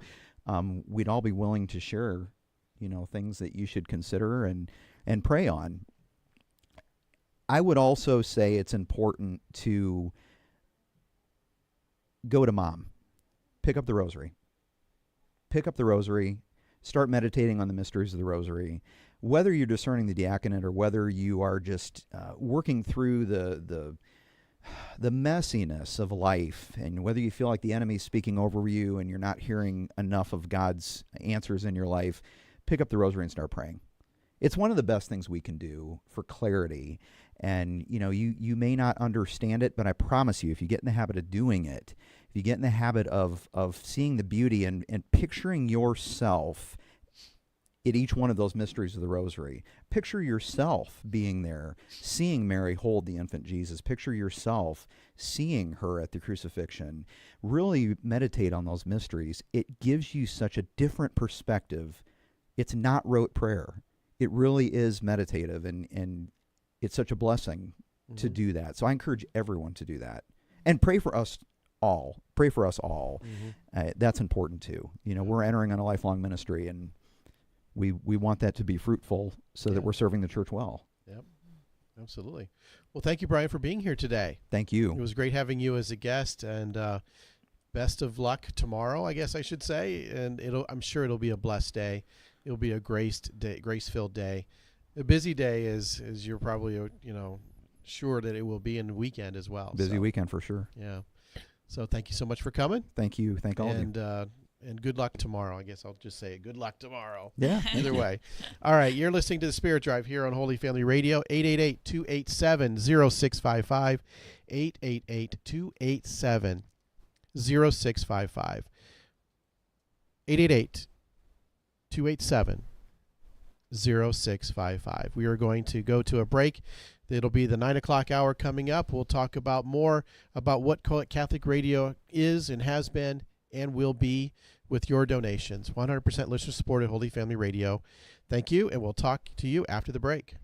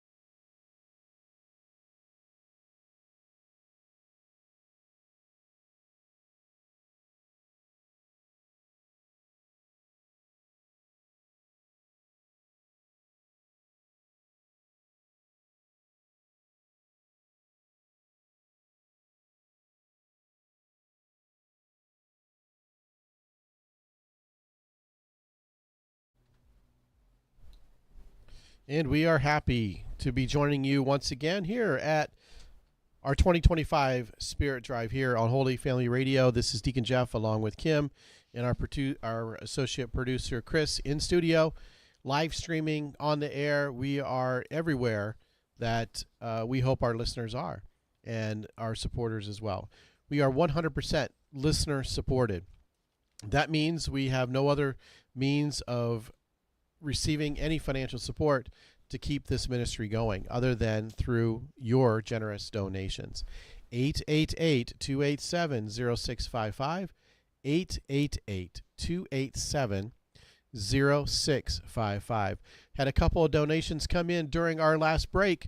Had someone come in and write us a check, and thank you so much for that. So I want to remind folks, if you are close by in the listening area, our studio is open, and there are folks here, and if you can write a check, you can even make a credit card donation if you want to do that.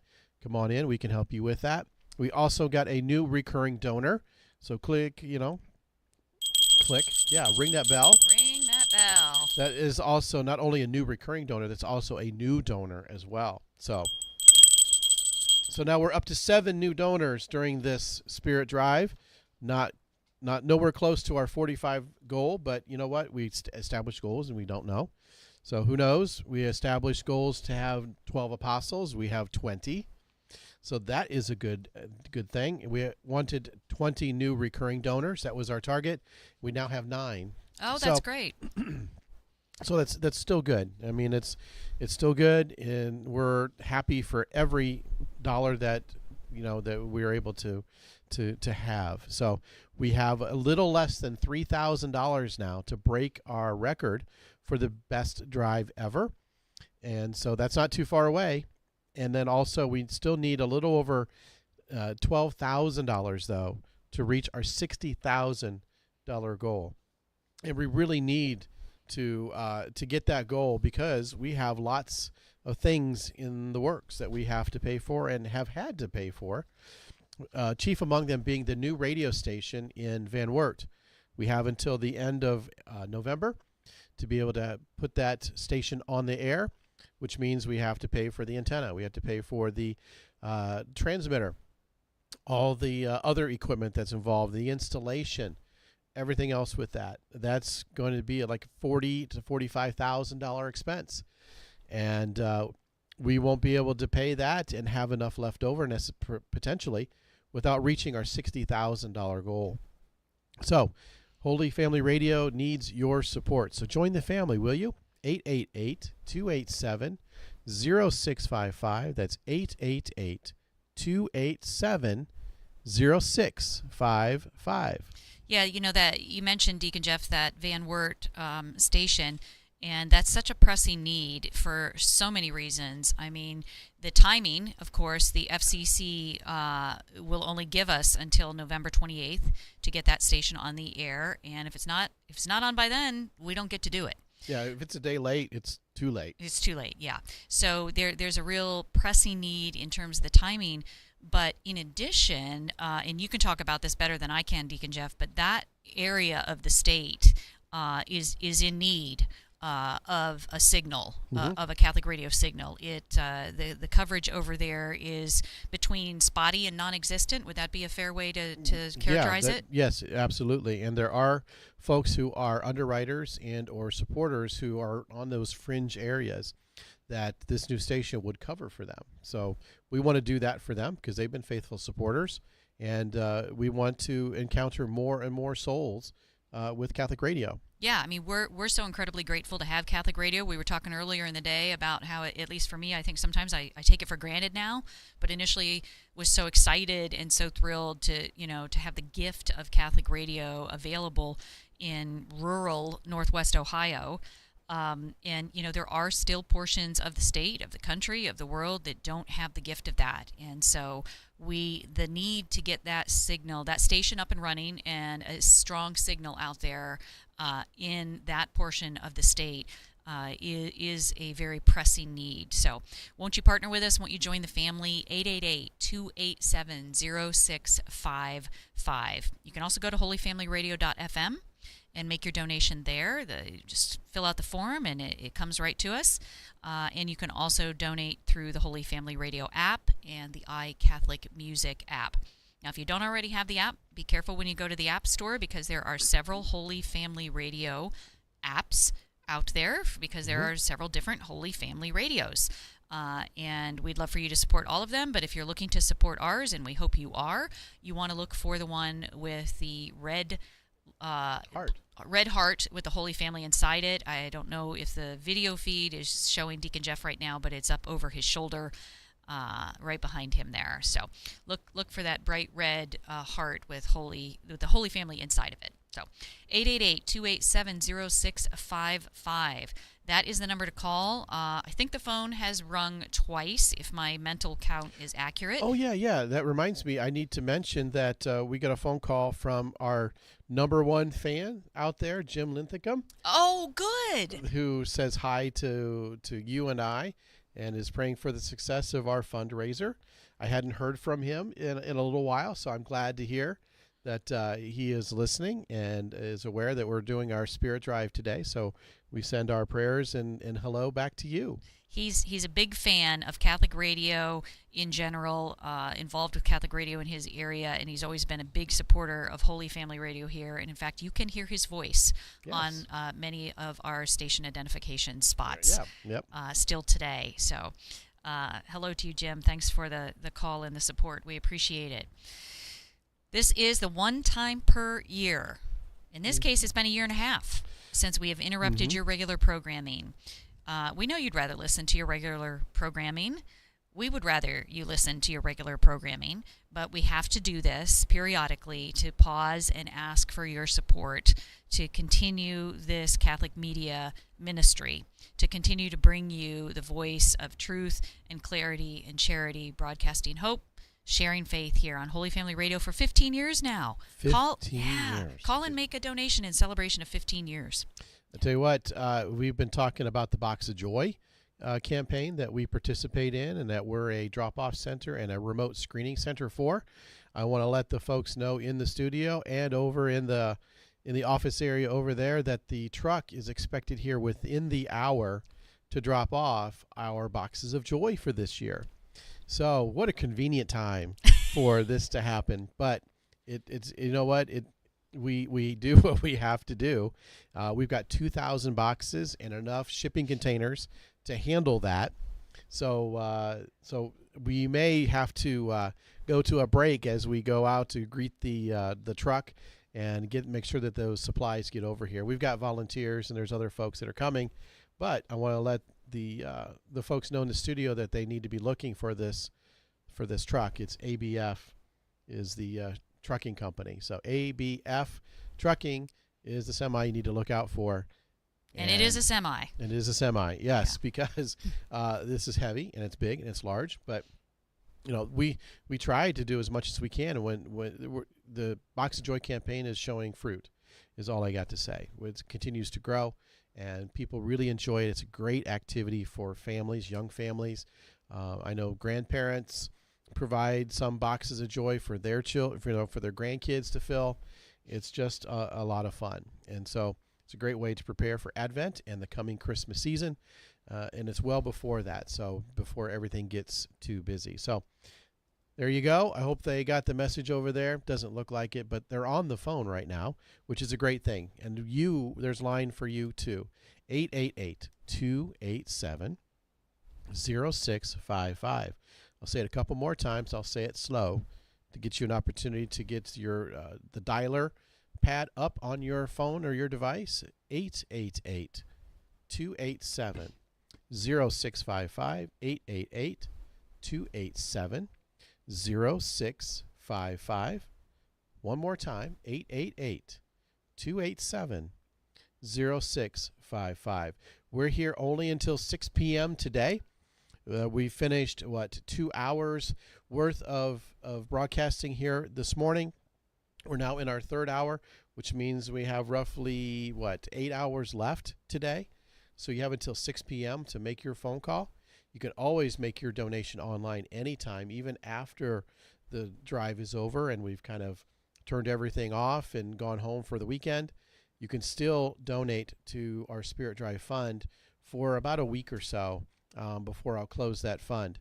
So you can do it then, but we'd really like to have your donation now so that we can reach our goal and we can be assured that we can go another year. 888-287-0655, 888-287-0655. And when I'm done here at 6, I'm on my way to do 3 more hours of radio, believe it or not. I don't know. You're a glutton for punishment, Deacon. I tell you what, there's I'm sure that I know that's not a record, but it'll be a record for me. 14 hours of live radio, so it's a lot of fun. I enjoy doing it, and it's just the way things worked out this year. And we do what we have to do, and it's all good work and good work for the Lord. So 888-287-0655. We have a lot of goals this year. We have the monetary goal of hoping to raise $60,000 to meet ongoing expenses as well as more like one-time types of expenses, the sorts of things we incur in bringing Fostoria Station online and the Van Wert Station online, God willing, by November 28th. But we set other goals as well. We set a goal for the number of apostles at 12, and our generous listeners have blown that out of the water. We now have 20 apostles. Is that the correct count? That is correct, 20. And so we've revised that goal to 24. We're hoping to get 24. 3 more. Yeah, so just 4 more apostles. And 20. Why 24? Not just because it's double, but because 4 it's. more. Sorry, man. Did I say 24 more?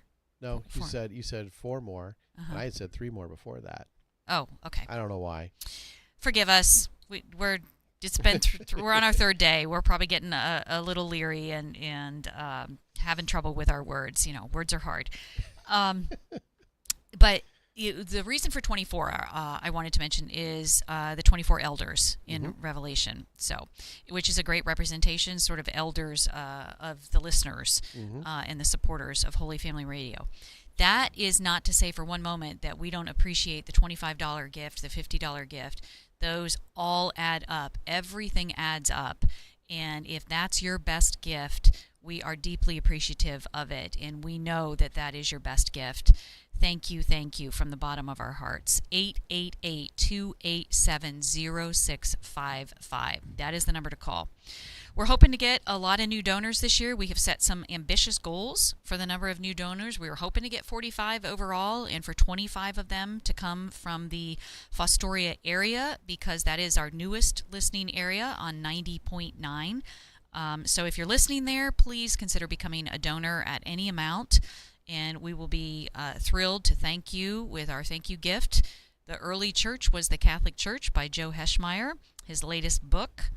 And we'll send that out to all new donors, to all new recurring donors, meaning any existing donor who changes their donation to be a monthly recurring donation, and also to all existing donors who increase their donation by as much as $15 a month or $180 a year, and that 15 is to celebrate 15 years on the air. Yes, that's right. 15 years of Catholic radio broadcasting, and it's not just Catholic talk radio, but now we offer iCatholic music. It's a way to listen to contemporary Christian music from Catholic artists only, and it's music that you likely will not hear anywhere else, but here on iCatholic Music and on Holy Family Radio. In fact, all that break music that you hear is the type of music that you can hear on iCatholic Music. So we have an app for that, and I was just now taking a look at all the listeners that we have right at this moment listening to iCatholic Music, and we're places like Palmdale, California, Hamilton, Ohio, Columbus, Ohio, Springfield, Missouri, Lancaster, New York, as well as Springfield. I said Springfield, Missouri already. So we're encountering people all across the country and the world with iCatholic Music. Your donation goes to grow that particular sort of ministry for us and for the world. So that goes to acquire new music. It goes to improve the app. It goes to lots of other ideas and plans that I have for iCatholic Music and Holy Family Radio. One of the things I'd like to do is to bring iCatholic Music to play a music music in the afternoon, let's say on Saturday afternoons. So, a lot Saturday afternoon is usually, and most of Saturday's programming are repeats or their best ofs sort of programs, or other programs that are a little bit less informative than others. And so that's a great opportunity to offer something a little bit different on the weekend, an incentive perhaps to continue to listen to Holy Family Radio over the weekend. And we also offer a block of Spanish programming on Sunday evenings from 6 p.m. to 9 p.m. We broadcast EWTN's Spanish feed, their Espanol, and it's really quite interesting when you turn it on and you hear Spanish being spoken on Holy Family Radio, and it's a little bit different. I try to listen to it to see if I can make out what it is they're saying based off of some of the few Spanish words I know. I was going to ask, how's your Spanish? Oh, my Spanish is not good. I just know the basics that everybody else might, numbers and a few other keywords, but it's not for me. It's for others. It's for those in our area. We have an increasing number of folks who are Spanish speaking across the country, and if there's a way that we can reach out to them, we're going to try and do it. So we're never sitting still here at Holy Family Radio. Never sitting still. So 888-287-0655. The phone just rang. Thank you so much for that phone call. There is room for you at 888-287-0655. And I saw our next guest walk into the studio. It's Father Rick Friebel. He's a retired priest from the Society of the Precious Blood. He's been a frequent guest here on the Spirit Drive. Looking forward to bringing him around the 10 o'clock time frame into the studio to chat with him and see what he has going on. It's always fun to talk to Father Rick. It's always fun. It's always interesting. He's a fan favorite, shall we say. Yeah, he is. Everybody enjoys Father Rick. So that'll be great to have him in studio here shortly. Before we bring him in, though, it's a perfect time right now for you to make your donation. Call 888-287-0655. I'll say it again, 888-287-0655. Lots of people have been using the online donation forms that are available at our website, holyfamilyradio.fm, as well as on the app, the Holy Family Radio app, available for both Apple and Android devices. So check that out. There's a donate button in the lower right-hand corner, and we're thrilled to take your donation that way. But gosh, we love those phone calls. We love to hear from you. We love to hear where you're calling from, where you listen from, what you like about Catholic radio, how Catholic radio can better serve you in your spiritual life, in your family, and those you love. 888-287-0655. That is the number to call. We are $12,000, just a little over $12,000 away from hitting our goal for this Spirit Drive. Yep. And we're still cautiously optimistic. It's been a little slow this morning, but Fridays tend to be our best day. It is. It usually, historically, yes. Historically has been, yeah. So we're hopeful that we'll get there, but we need your help to do it. Our hopes and prayers won't do it alone. We need your help. We do appreciate your prayers, though. We don't want to pass lightly by that. We appreciate your prayers. We ask for your prayers for this station, for the success of this Spirit Drive. This year, we have adoration going from noon until 6 p.m. today. So if you're close enough to the Glandorf studio, we invite you to come on in and spend some time with Jesus in prayer. It's been a real blessing to us to have adoration. You just come in through the station, and our volunteers will direct you to where it's at. Yep. 888-287-0655. That is the number we need you to call, and call now. Yes, we got one of the phone calls that we got during this last little bit is a parishioner from St. John over in Continental, Ann Liebricht. I want to thank you so much for your donation. You know, when you call in and make your donation, you can specify what we can announce on the air. So almost everybody says just anonymous. We make it anonymous, but if you want us to do something in memory of somebody or in honor of somebody, maybe an anniversary, maybe a favorite a priest or your parish priest or somebody else like that, we'd be glad to announce that on the air for you. But most of the time, we're not going to announce the individual amounts and everything else because Yeah, That's- don't be alarmed that we just announced her name. We always make sure that's okay with you Yes. before we do that. So we would never announce your name if you're not comfortable with it.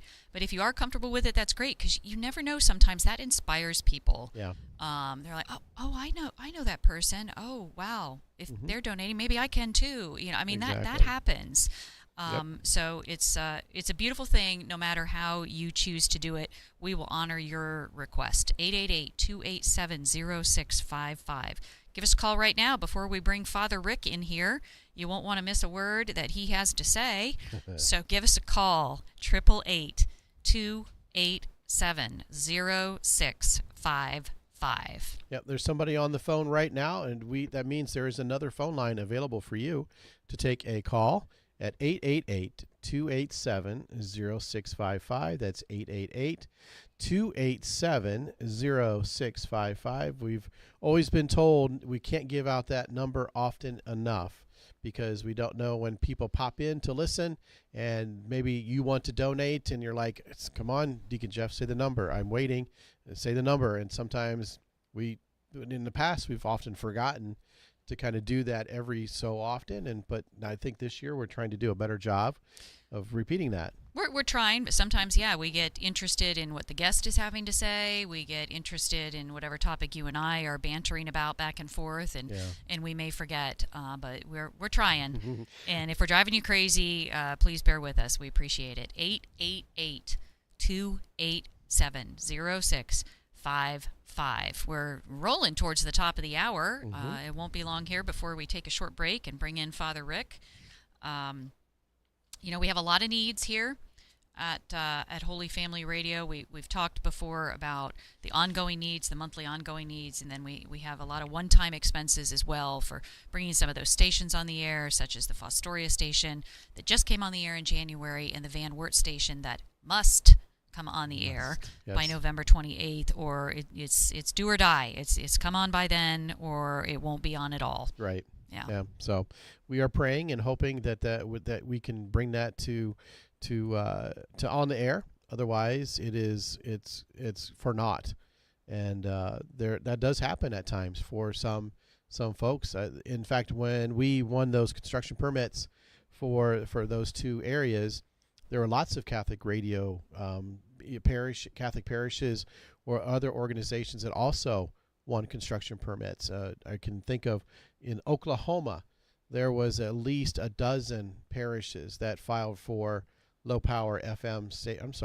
They were not just low power; they were regular power FM radio stations. And I thought that is fantastic. That there were so many there in Oklahoma that were interested in looking to put radio stations up. And I think almost all of them have now fallen away. Why? Because maybe there wasn't the funds that's necessary to build that or the support for it. And if that time expires, there is no turning back from that. So we're fortunate. We're fortunate to have you listening right now, and we're fortunate to have a number of you agree to have the funds and the wherewithal to be able to help us continue this mission to reach more souls for Christ, to change hearts and minds through Catholic radio. 888-287-0655. 888-287-0655. We are going to a break. We're a couple minutes, 5 minutes or so from the top of the hour, the 10 o'clock hour. That will close the first 3 hours of our day today. And so there's not many more hours left before we reach the end. And by that time, we need to reach $60,000. That's our goal. We need to reach that goal. So there's a ways to go, and we can't do it without you. 888-287-0655. 888-287-0655. HolyFamilyRadio.fm is the place, or you can go to any of our social media feeds. You can find links there to get to our online donation form. You can make your donation that way, online and securely. 888-287-0655. 888-287-0655. Going to break, and when we come back, we'll have Father Rick in the studio, and we'll continue with Holy Family Radio's 2025 Spirit Drive, broadcasting hope and sharing faith for 15 years. We'll be back after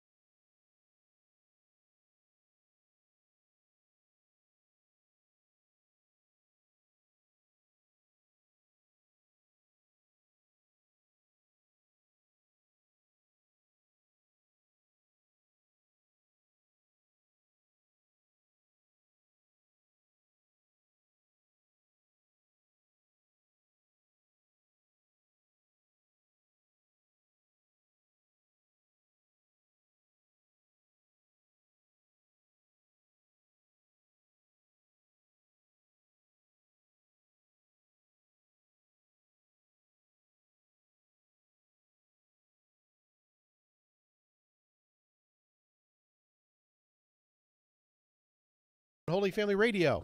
This is Deacon Jeff, along with Kim here in the studio. Also joined by Chris Acree, who is our associate producer, who is handling the live stream and the cameras and the social media posting. So thank you so much, Chris, for being here for these 3 days. It is great to have you along. You're welcome. It's been a pleasure, and it's always exciting to hear the interviews and get to meet new people. So, yeah, Wonderful. Happy to be here. Good. Well, thank you for that. And remember, you can become part of the family at Holy Family Radio by calling 888-287-0655, 888-287-0655. And somebody did that a little bit ago. It's a new listener or a new donor from Fostoria area. Yeah, that nice loud ring for that one. Thank you so much. It's a donor from Fostoria, St. Wenderland. They appreciate the programming and the music. So Nice. thank you Yeah. for that feedback. I appreciate that. That's what you can do when you do call. You can call and we ask questions. What do you like about on the programming in Holy Family Radio? Where are you listening? Those sorts of things. It's a way to connect with you as we begin our planning and doing the work that we do, if we need to make any adjustments or what have you. So 888-287-0655, 888-287-0655. You can also donate online at holyfamilyradio.fm. Lots of folks have done that. Folks are also using the app, the Holy Family Radio app. There's a donate button on the lower right-hand side of your screen when you go into that app, and the app's really great. It allows you to stream the broadcast, not just this a couple of days, but anytime, anywhere you can stream Holy Family Radio. So check out that app if you don't have it already. It is the Holy Family Radio app with the red heart and the Holy Family inside of that heart. And, of course, you can also donate through the iCatholic Music app as well. And that last listener was just mentioning how much they enjoy the music. So That's right. 888-287-0655. That is the number to call. We've only had, I think, 2, maybe 3 calls this morning. Mm-hmm. We need a lot more. We still have a little over $12,000 to reach our goal. So that means you, listeners. That means we need you to pick up that phone and call, to go to holyfamilyradio.fm if that's your preferred way to make your donation. 888-287-0655. 888-287-0655. You are listening to Holy Family Radio. This is the one time per year, in this case a year and a half, since we last interrupted your regular programming, to pause and ask you to join with us. Become a part of the family. Become a part of Holy Family Radio. We need you in order to keep this Catholic radio voice broadcasting hope and sharing faith for 15 years throughout Northwest Ohio. What a blessing that it's been 15 years. Who would have thought we'd make it that far? But we have, and we've only done it through the generous support of donors like you. 888-287-0655. Give us a call, make your donation, be part of this ministry, broadcasting hope and sharing faith throughout Northwest Ohio. You can go to holyfamilyradio.fm to make your donation there, and you can also go to the Holy Family Radio app and make your donation through the app. You'll see the donate button there.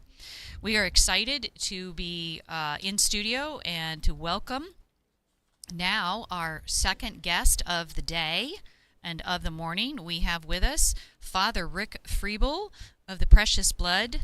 Do we call that society, Father Rick? Precious Blood? No, missionaries now. Missionaries. Society is gone. Okay. We're missionaries. Missionaries of the Which Precious makes more Blood. sense if you think about the readings of St. Paul in the early church as missionaries. Okay, thank you. Very good. Yeah. So welcome. Well, thank you very much. It's good to be with you this morning. It's fabulous How's to it have going? you. Well, it's going well. Yeah, we're having a good spirit drive. We still have a healthy ways to go to reach our goal, but Oh, good. it's people are stepping up, and that's great. Yeah. We are almost to the point where we are going to break our previous record for the largest drive ever. We're $2,600 away from our record. Oh, good which for is you great. guys. That's great. Good. But our goal, we want to get to our goal, which is $12,000 more. Well, I heard something about someone liking the music, which reminded me that back in the day, I believe, Jeff, you had done those top 10 popular religious. You don't do that. You don't have the time, I take it, to do that much anymore. Is that correct? That is correct. Yes, I did that until I became a deacon, and then I thought it's something I have to let go.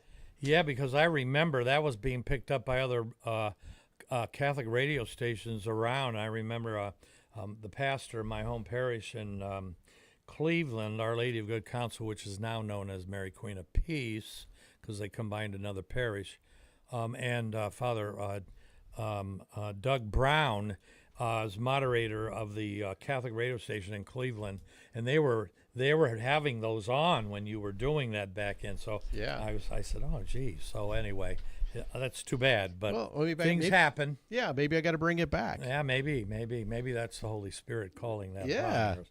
Yes. Another thing I often have found in recent time, since I've retired, there's a lack of education within the Catholic population of not understanding religious priests in particular versus diocesan priests. Do you want to explain that for our And listeners? I find I'm very discouraged. I find that hard to believe, because the missionaries of the Precious Blood have been around from the beginnings of these parishes that we have been in, and people don't understand the difference. Yeah, that's right. We put our letters after our name, CPPS. C, capital C, stands for Congregazione. PP is Preziosissimi, which means most precious blood. Sanguine is blood. And we use those letters, and I always find it interesting that the even the diocese doesn't even use our letters at times and address us religious. We do in the book with pictures of the priests and whatever, they'll use it, whatever. Yeah. And so I find it interesting that even the ones in our parishes don't understand the difference between a diocesan priest and a religious priest. That they don't even know there's a difference. And the real difference is that diocesan priests stay within a geographical area, like the Toledo Diocese, okay? And most of the priests, are from the geographical area of Toledo Diocese. Sometimes a diocesan priest is also referenced as a secular priest as well. Oh, I didn't know that. In our I've never- circle, Okay. in the circle of discussions of priests or religious. The reason why they're secular is it's like it isn't versus religious versus secular, okay? It isn't that. But they are, because they don't take vows. Okay. To a particular order. Right, because they're not in order, see? So I always find that rather interesting, that there is a difference between missionaries of the Precious Blood in the parishes here, of St. Peter and Paul in Ottawa, and here at St. John the Baptist in Glandorf. Yeah. Now, I don't know if that's understood. And here's the other peculiar thing with that.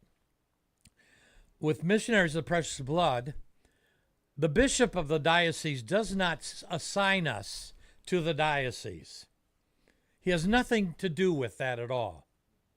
Our leader, who is called a provincial director of the Missionaries of the Precious Blood, he's the one that assigns us or brings another person and then sends us away and brings another priest in, or a religious brother, by the way, because we have brothers Okay. in our community.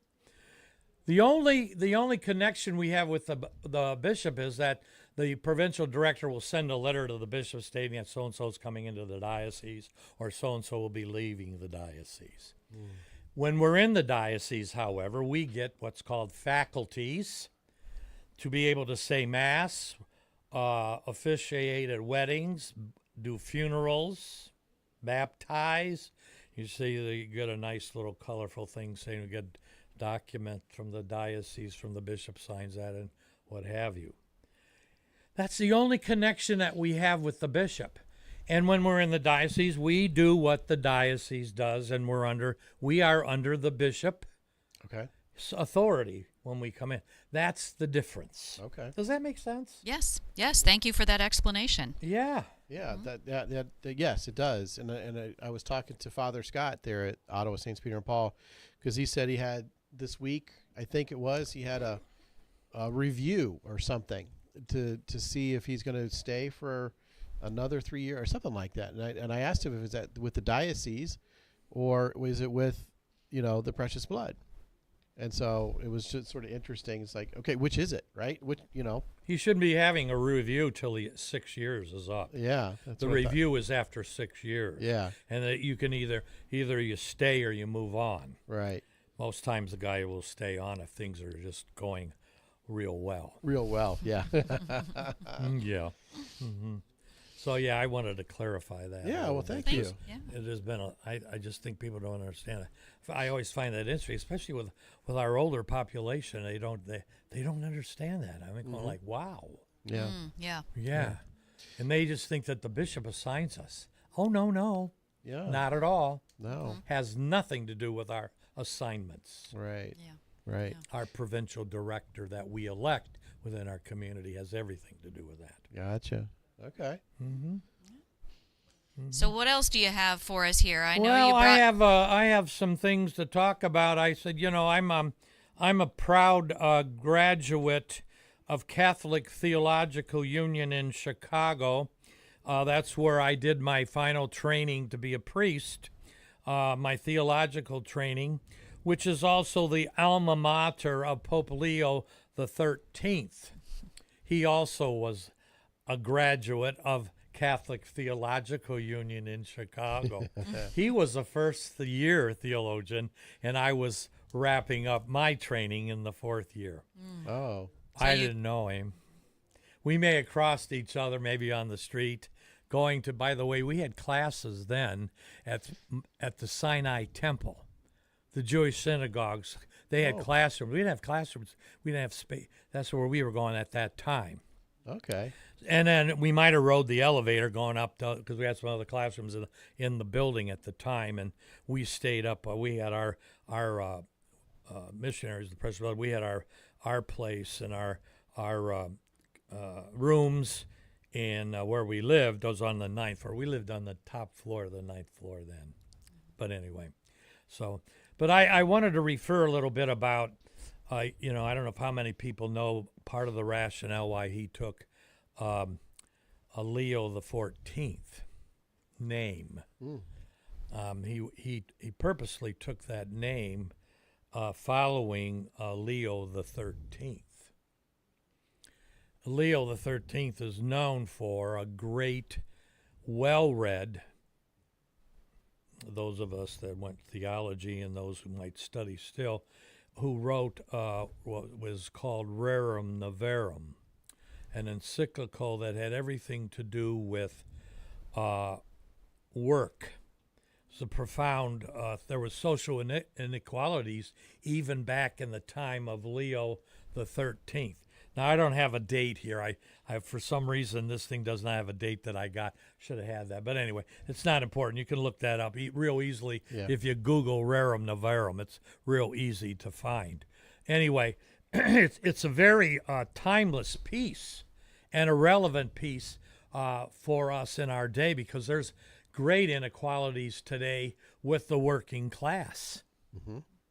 For sure. Okay, which is creating some consternation even with the fact of those immigrants who maybe have come in illegally, who are working in certain places and have been swept up just recently from some of the places like the meat packing places or in the recent place of one of the car manufacturers down in Georgia who were Koreans and because they can't get the workers, so they say.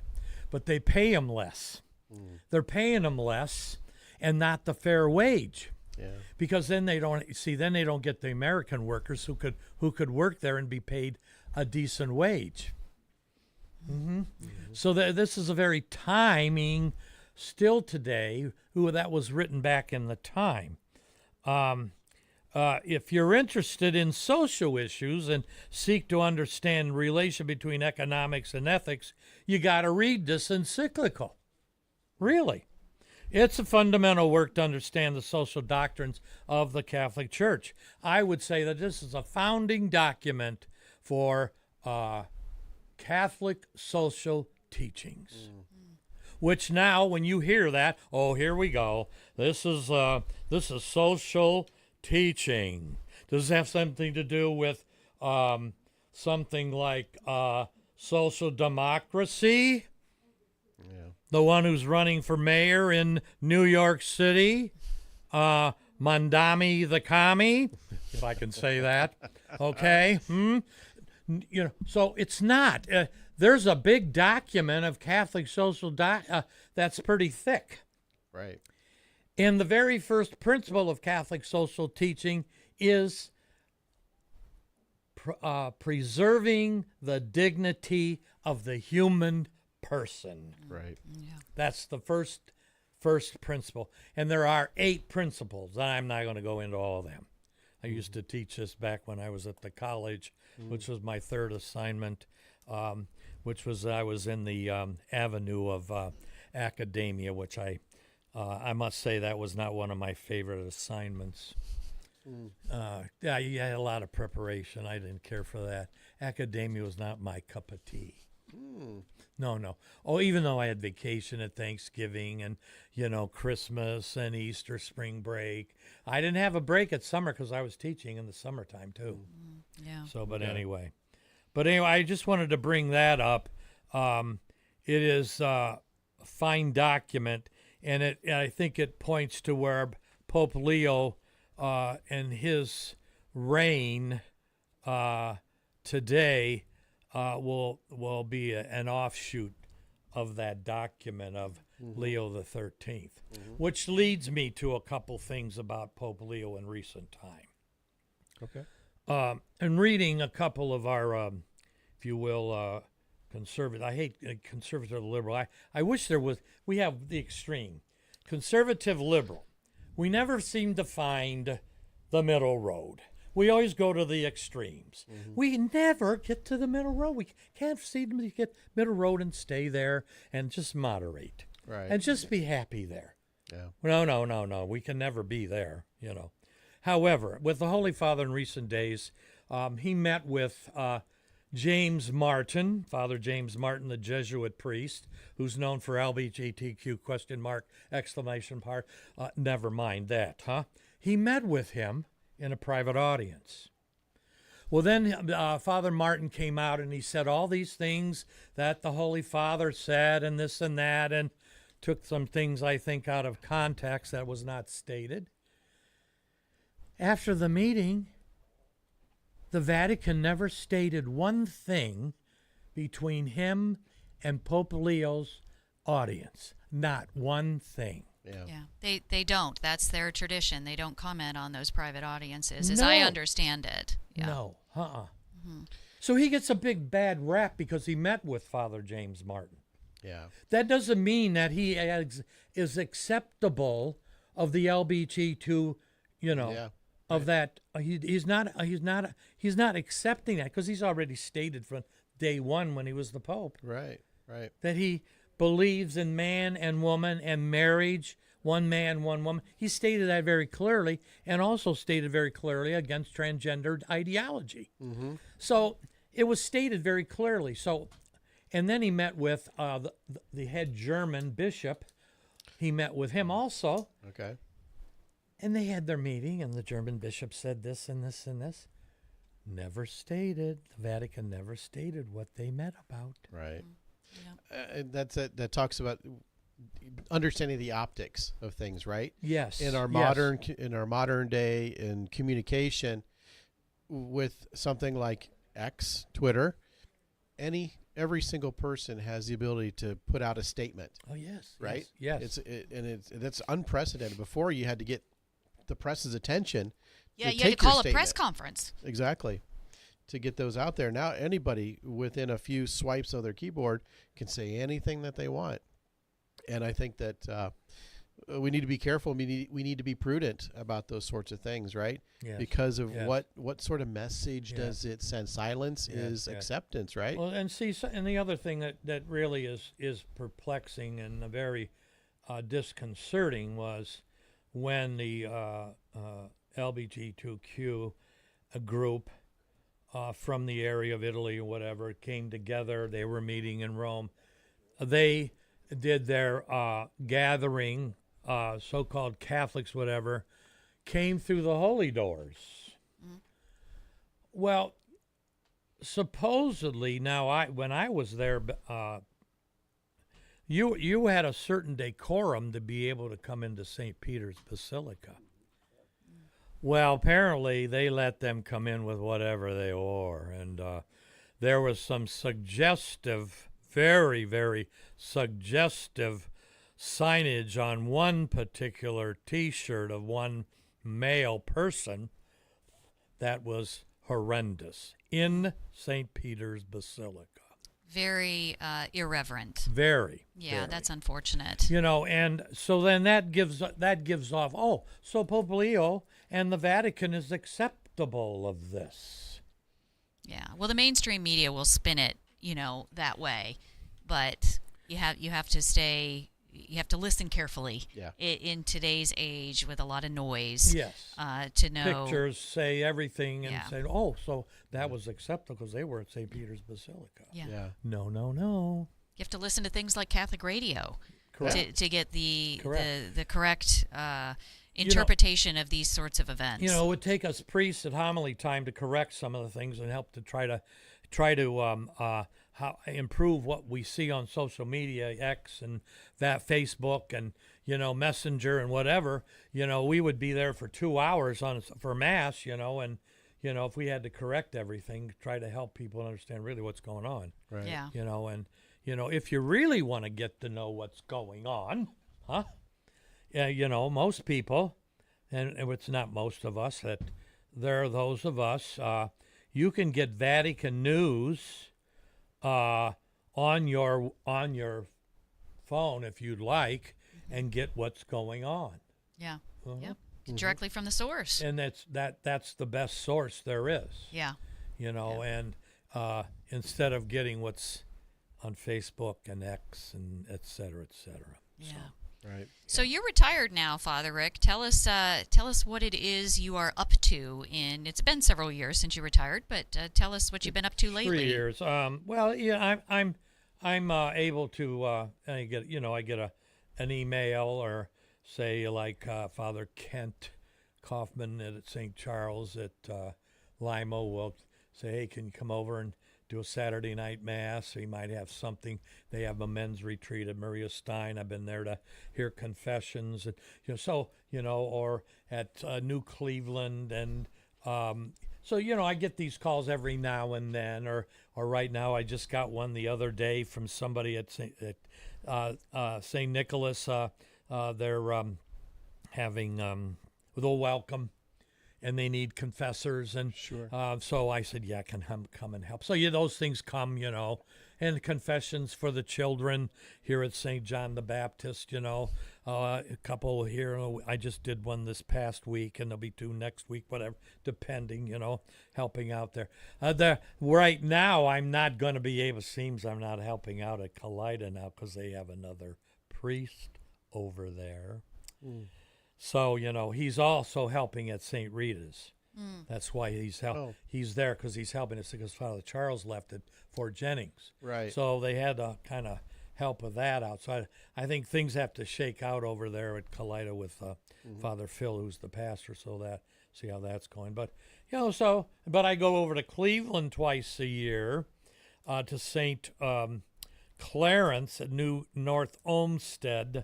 The pastor and some of the people go twice a year on cruises or this or that, and they have me come in for 2 weekends. and the weekdays between those weekends to help out, which is very nice.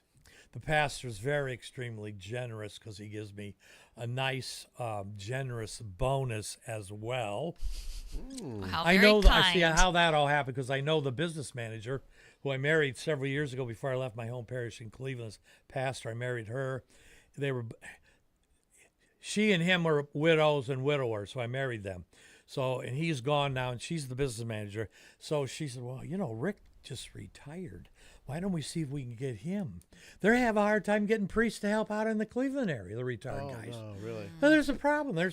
There's so many spaces and the help that they need in between. Yeah. Yeah. So I go over there. So it's kind of nice. I go over there. You get to get in the home area. Well, I get to the home area, see my family, and then I get a nice to see my friend, a friend of mine who he served my first mass.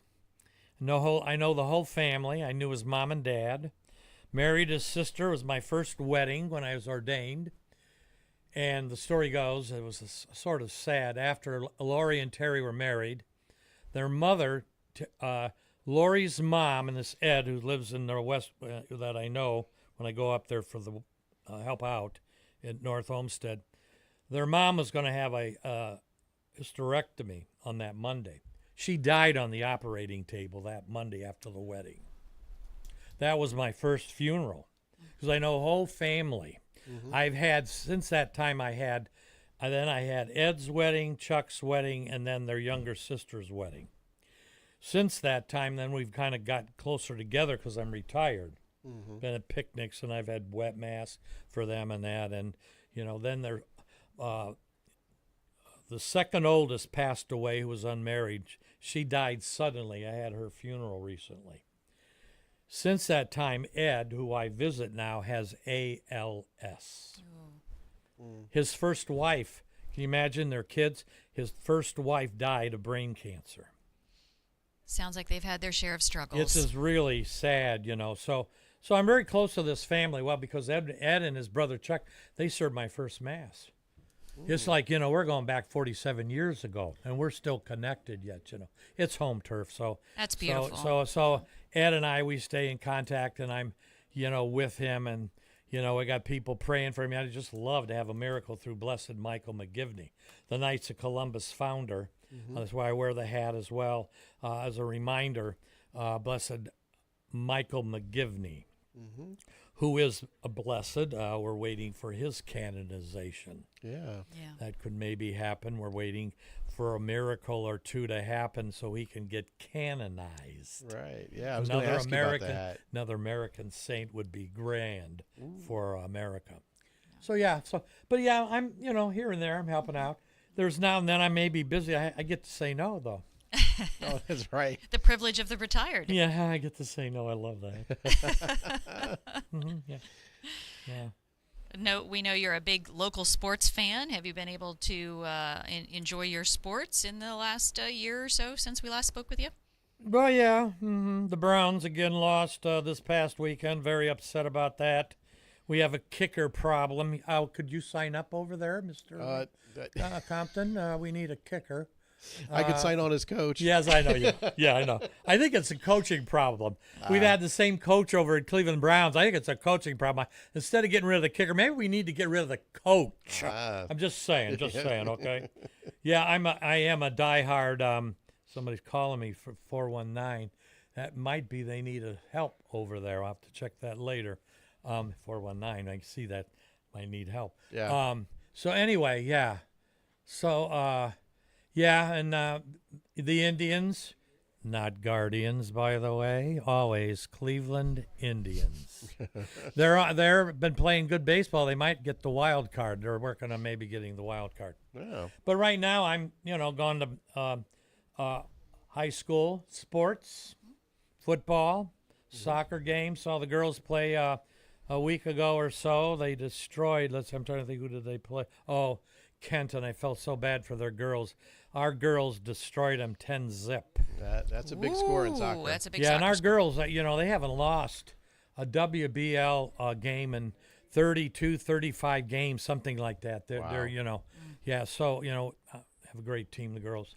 I haven't been to the volleyball games yet. I want to get there because our girls play great volleyball too, you know. So, yeah, so that's kind of what I'm doing too, yeah. Well, good. I want to fly back to about illness a minute because yesterday need prayers for my nephew, Zach, who's an 8th grader. Everybody say, oh, boy, you got a nephew in the 8th grade. Yes, my dad married a little later, so I have 2 half-brothers, Joe and Andy. And Joe's youngest son, Zach, fell on the playground at St. Albert the Great grade school. He fell. You know, we haven't had rain in days. I know. The ground is like cement. Yeah. And so Zach fell. He has they took him to the hospital. He was throwing up and everything. They had to take him to Children's Rainbow in Cleveland. He has a fracture. Here's here, the front of the head, in the sinus. The neurosurgeon was in this morning. He's probably not going to be able to do anything for 3 months.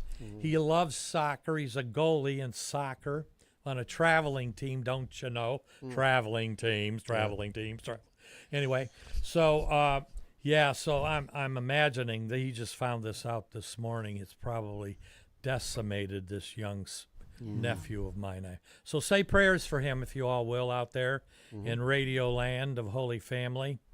I'm sure that he's decimated after he got the news from the neurosurgeon this morning. Well, that's very scary. A head injury is always a At scary that thing. young age. Yeah. Yeah. Yes. Yeah, for sure. So, and then Laura and Joe, my brother and sister-in-law. So he has an older brother, Alex, who plays soccer at Padua Franciscan. Okay. Okay.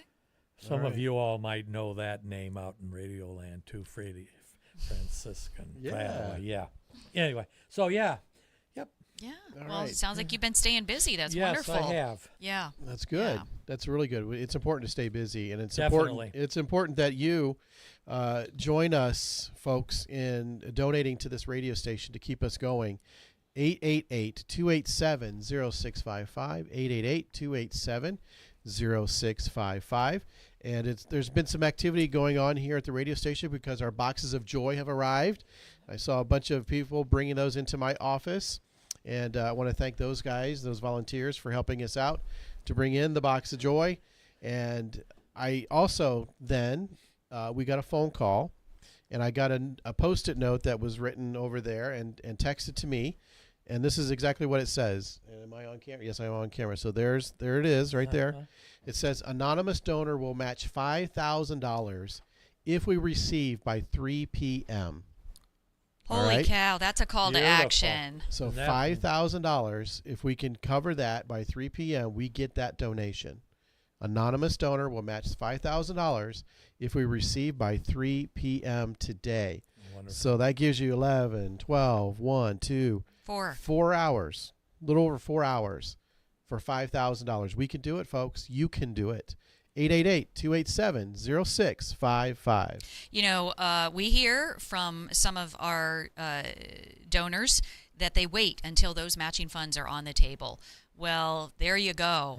I'm trying to remember, Deacon Jeff, in the 10 or 11 years I've been helping out with this, if we've ever had a matching fund that big. No, we have not. Yeah, We have not. $5,000 offered. If we can raise that amount by 3 p.m., then this anonymous donor will also donate up to $5,000. So, wow. I'm sure you folks out there in Holy Family Radio Land, we can match that really easily. Come on now. Yeah. Pick up that phone and give us a call. 888-287-0655. 888-287-0655. Your donation through the digital forms will also count towards this. Right. So if you're not in Absolutely. a position to call, even though we love to receive your phone calls, if your most convenient way to donate is through the digital forms, go to holyfamilyradio.fm. You'll see a big donate button there as soon as you land on that webpage. And you can also donate through, you don't have to be sitting at a laptop. You don't have to be sitting at a computer. You can That's donate right. through your phone. Just go to the Holy Family Radio app or the iCatholic Music app, and you will be able to donate. Please don't let this $5,000 offer expire. We have to raise $5,000 by 3 o'clock in order to receive this anonymous and extremely generous gift, that would almost get us to our goal. If we got that. Yes. Yeah, we are $12,165 shy of our goal. So we need you folks to step up. Now is the best time for you to make your donation. Call 888-287-0655 or go to holyfamilyradio.fm or the Holy Family Radio app. 888-287-0655. Give us a call. Make that donation now. We just got the exciting news that we have $5,000 of potential matching funds available if we can raise that same $5,000 by 3 p.m. So the gauntlet, the glove has been thrown. The gauntlet has been. The challenge has been laid. There we go. That's the best way to say it. The challenge has been laid. Throwing down the challenge out to you. Yeah. 888-287-0655. 888-287-0655. If we can cover this donation, we will be within shouting distance of our goal of $60,000. Praise the Lord. I mean, what a great opportunity now for those of you who, might not feel comfortable donating $100. You can donate $10 a month maybe and do a recurring donation, which a $10 becomes $120 for the entire year, but with this matching fund becomes $240. Imagine that. 10 becomes 240 over the course of a year. Multiplication of the loaves. Yeah, absolutely. 888-287-0655. It's 888-287-0655. Make your donation now. All right, Father Rick. I tell you what, it's so refreshing to listen to you and talk to you and those things that you have available. What else you want to share with us? I think maybe folks aren't aware, but I thought I might bring this along and inform a little bit. On May 1st, our president, Donald Trump, established a Religious Liberty Commission. It's an effort to guarantee religious rights of Americans, which also is to coincide with the annual National Day of Prayer that he did on that May 1st. Okay. And the commission, he says, is responsible for advising the White House Faith Office and Domestic Policy Council regarding religious freedom by recommending legislative and executive measures to protect First Amendment rights. There are some names that are on that you might want to note. Bishop Barron, and also Cardinal Timothy Dolan is on this commission. Lieutenant Governor Dan Patrick of Texas is the chair, along with Dr. Ben Carson is the vice chair. Other members are Pastor Franklin Graham, you might know, and then a Rabbi, Meyer Slovikchek. Along with that, I have here that the president gave an address this past Monday at the Museum of the Bible. Oh yeah. I have some time at home, so I watched the news and things. So and at that he was talking about it said it was a second hearing, September the 8th, announced that the Department of Education will issue new guidance protecting the right to prayer in public schools, and declared that America must return to its religious roots. So he says here, I am pleased to announce this morning that the Department of Education will soon issue new guidance protecting the right to prayer in our public schools. He says, we are one nation under God, and we always will be. I always like this. This is one of his favorite quotes, and we always will be. He quotes that a lot, He had a young kid who was 12 years old come up and speak to the folks about what happened to him. His rights were taken away. His name was Hannah Allen, and he came up and it's a shame how some of these kids are pushed to the side because of their want to express themselves religiously.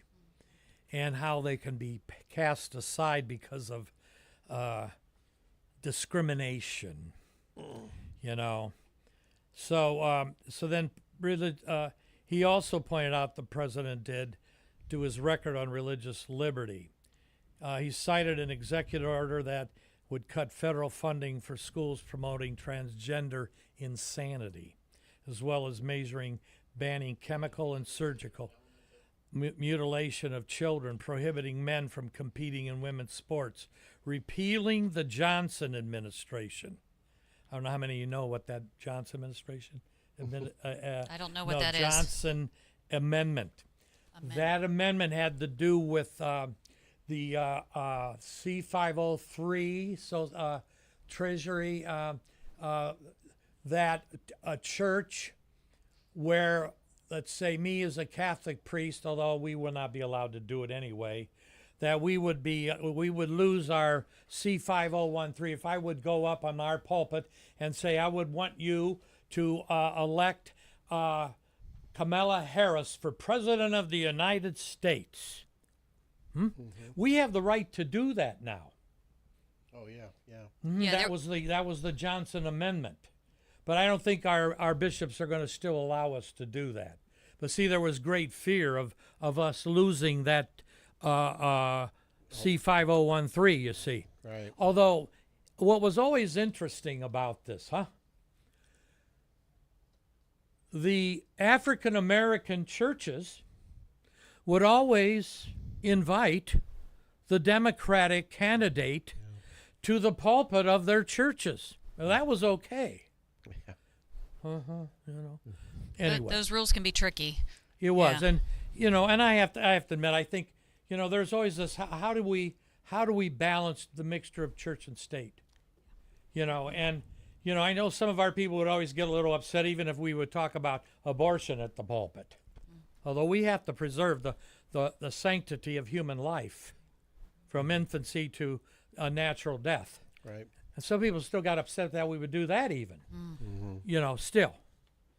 So anyway, I wanted to bring those two things up here. And then at that time, he also brought up the, at that address there, he brought up the moment of the August 27th shooting at Annunciation Catholic Church in Minneapolis of the two children who lost their lives. This, I am personally distraught over the violence that is taking place in our country, the vitriol taking place, that freedom of expression of religion and the freedom of expression of a Charlie Kirk in terms of who was proclaiming God's word, who was a real proponent of Logos, the Word. Yeah. And he did it in such a great fashion on campuses, And he did it in a fashion where he opened up dialogue. I mean, dialogue. Without raising his voice, without getting angry with a student. He said, those that want to disagree, get to the front of the line. Let's talk. And he would talk. They might disagree, but he was always willing to talk and engage. And he loses his life with such a great, mighty voice. And he loved the Lord. He loved the Lord Jesus. He did. And he is with the Lord Jesus now. What a shame. What a shame. He said at some point before his death, when asked how he wanted to be remembered, he said he wanted to be remembered as a courageous Christian. And he was. So. And I saw a picture this morning my brother sent me on Messenger, showed his wife in her car yesterday when they were coming back, bringing his body back to Phoenix. She was in her car, and her car window was down, and Erica, his wife, had her hands out with the rosary, going back to her home with the rosary. Yeah, Charlie was not Catholic, but his wife is. Although he was going to Mass. Yeah, he was. Recently going to Mass, and I forget who he had recently been speaking to. So it was a Catholic commentator, someone, can't remember who it was. And, it was Bishop Barron, I believe. Yeah, it's going to be Bishop And he was Barron. talking about, his faith and, he wanted to know more about the doctrine of the faith and the fathers of the church. And I think Bishop Barron I think he was struggling with his faith and where he was. And well, Barron didn't say that maybe he was on the road to conversion. He never said that. He No. did not say that. No.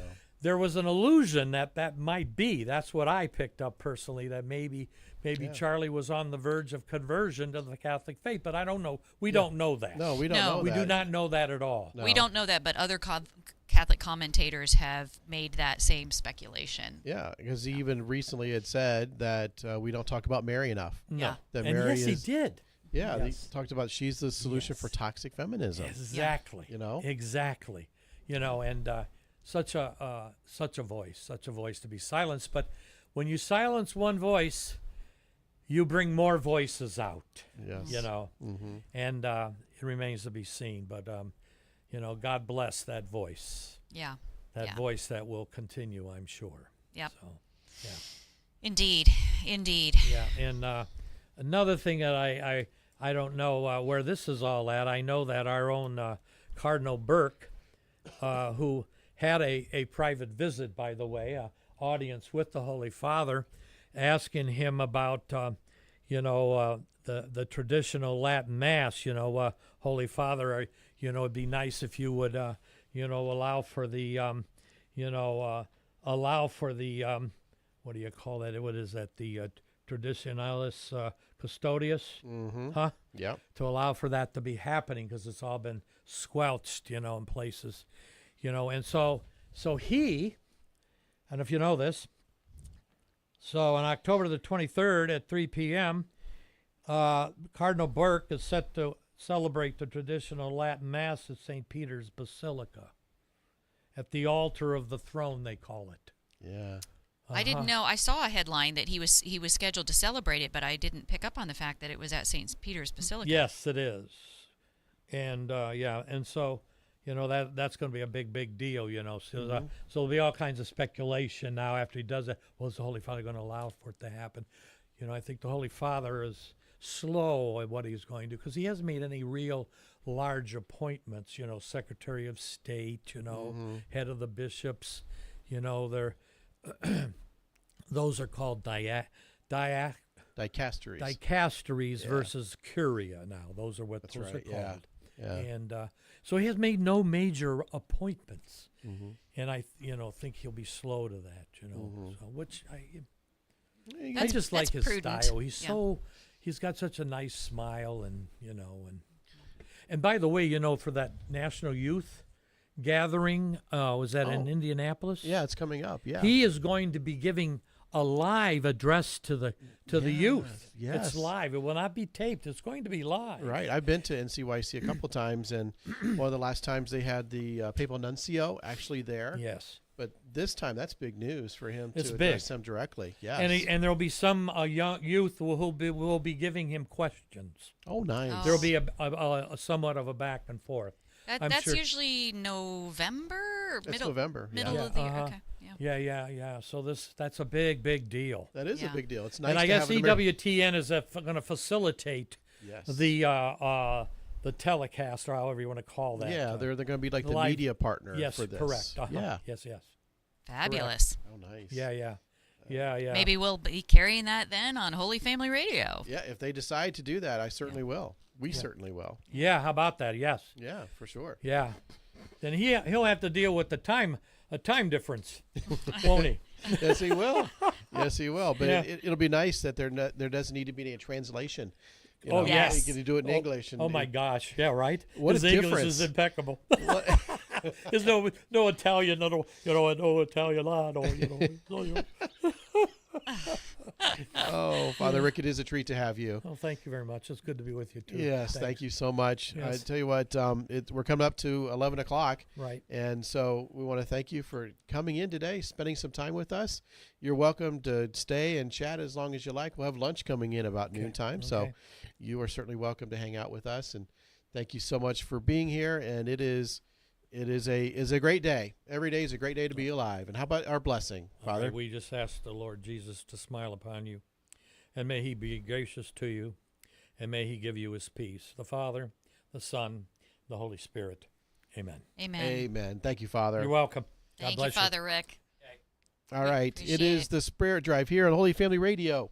888-287-0655. That is 888-287-0655. We have an anonymous donor who is matching $5,000 of donations, but we need to raise that by 3 p.m. today. 3 p.m. today. So now we scantily have what? 4 or 5. Let me see. 1, 4 2, hours. 3, 4 hours. We have 4 hours to raise $5,000.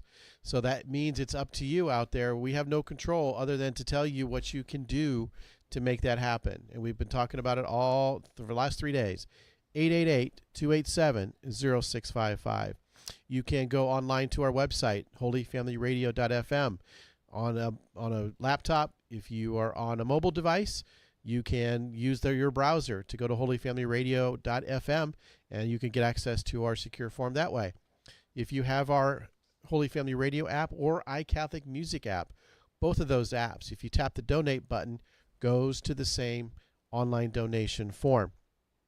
All of it goes into the same pile. So won't you consider now sowing a seed? Give us your best gift.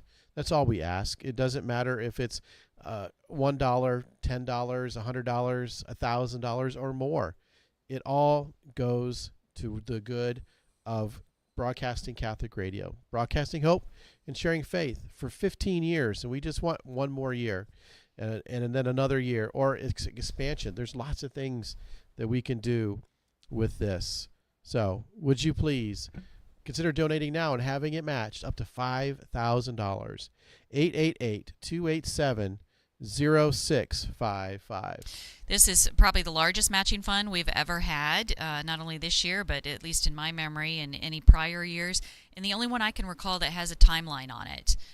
It's only until 3 p.m. today. Right. So get the word out. If you haven't talked to your spouse yet, pick up the phone, text, make your decision, and get your donation in. Contact your friends, family, neighbors, anyone that you know that wants to support Catholic Radio, and tell them now is the time. You need to do it before 3 p.m. today in order to take advantage of these matching funds. 888-287-0655. So we're going to take a break. And when we come back, we'll talk more about this matching fund. We'll talk a little bit more about what Holy Family Radio is doing and how you can help support us in this effort. Holy Family Radio, broadcasting faith and broadcasting hope and sharing faith. We broadcast faith, hope, love, all of that. Broadcasting hope and sharing faith for 15 years. Thank you so much. Will you consider partnering with us in this mission? We'll talk to you after the break.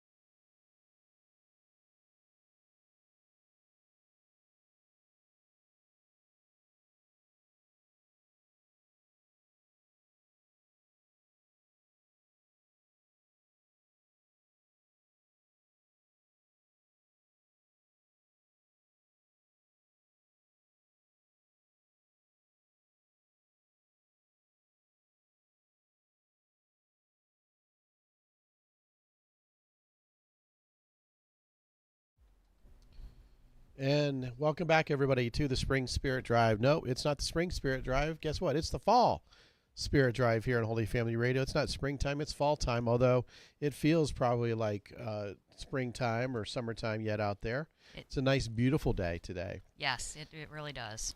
So it's a beautiful day. Any day is a great day to be alive. And we're just so fortunate to be able to be here, to be here live in the studio, to be able to talk with you and bring on some great guests to tell you how great Catholic radio is and how it serves so many people by broadcasting hope and sharing faith to so many for 15 years now. So many people have written us and sent cards and made little notes on their pledge cards through the mail over the years, encouraging us to continue the good work that is Holy Family Radio. And sometimes we get little stories about how it brought a husband and wife closer together because they both became closer. In other words, when you have one spouse that's not Catholic and the other one is, that is an automatic sort of division, or at least a something that kind of keeps them from being as complete as they could be as a couple. And when kids come around, that then also becomes a bit of contention as well. So Holy Family Radio was instrumental in at least one, if not a couple of other couples over time, to have the one person spouse who's not Catholic listen to Catholic radio and have questions answered and be able to be okay with what the Catholic Church teaches. Yeah, absolutely. It's a huge help in that area. You know, those apologetic shows really answer a lot of folks' questions and, you know, can ultimately help alleviate some of that tension maybe between family members who don't understand the other's faith tradition. Right. Yeah. Yep, absolutely. And also Catholic radio is a great thing to recommend to anyone who is an OCIA, because those folks are interested in learning more about the Catholic faith to ultimately join the church in its fullness at the Easter Vigil. And so Holy Family Radio is there to evangelize and be able to answer a lot of their questions, because you cannot possibly provide enough detail and learning and studying for preparing for that through, 1 hour, hour and a half sessions once a week for 6 months.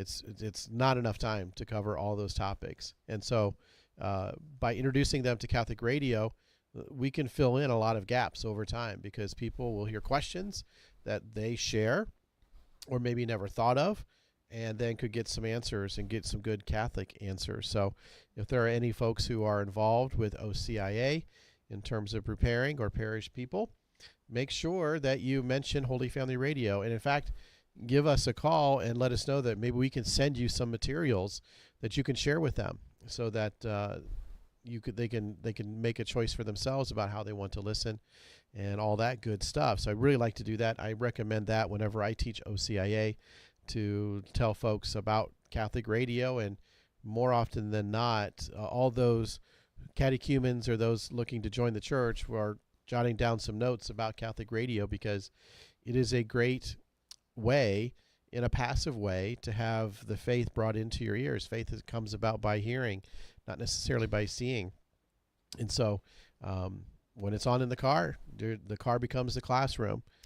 You get a chance to learn. It does. And, I don't think we've mentioned it today, but we have mentioned a few times, radio is still by a large majority, the largest portion or percentage of audio content that is consumed out there. That's right. In America. Yep. Yeah, in America. Yeah. So it may feel sometimes like it's going away, like it's all about podcasts and music playlists and whatnot, but it is by a strong majority. It's somewhere in the 80s, 80 percentile. Is that right? 88%. 88%. Oh, it used close to be to higher 90. than that, but but it's still significantly higher than the others. Yeah. So it is still relevant. There are still lots and lots and lots of people that listen to radio, whether it's through a traditional radio device or through a streaming app that provides, which we have that very capability here at Holy Family Radio. 888-287-0655. That is the number to call to pledge your support, your donation. We only interrupt your programming once every year. In this case, it's been a year and a half since we interrupted your regular programming to ask for your support, to ask you to join the family in supporting Catholic radio in Northwest Ohio. 888-287-0655. And as we announced before we went to the break, when we were talking to Father Rick, we have a donor who has offered to donate up to $5,000 if we can match that amount by 3 p.m. today. All right, so the amount is capped, but it could be less. If we don't raise that full $5,000 by 3 p.m., we only get the amount that we have raised by that time. Okay, so up to $5,000 will be matched by this donor who called in anonymously. And so we want to achieve that, because if we do, we'll be very, very close Yes. to our goal, which is $60,000. Now, I can tell you, we've got a few donations now that have come in. We've got a couple of folks who walked in and wrote some checks. Thank you so much for those donations. And then also Father Rick, who was just here, he offered his donation, and he wanted me to announce that if he can do it, you can do it too. He dropped us off a $100 bill, and if he can do it as a retired priest, you, our listener, can certainly offer your best gift to us as well. So with that, we also got a donation that came in online, a nice, very generous donation. And thank you so much. That is a new donor. So Oh, ring the bell. Great. Fantastic. Thank you so much for that. Thank you for your generosity.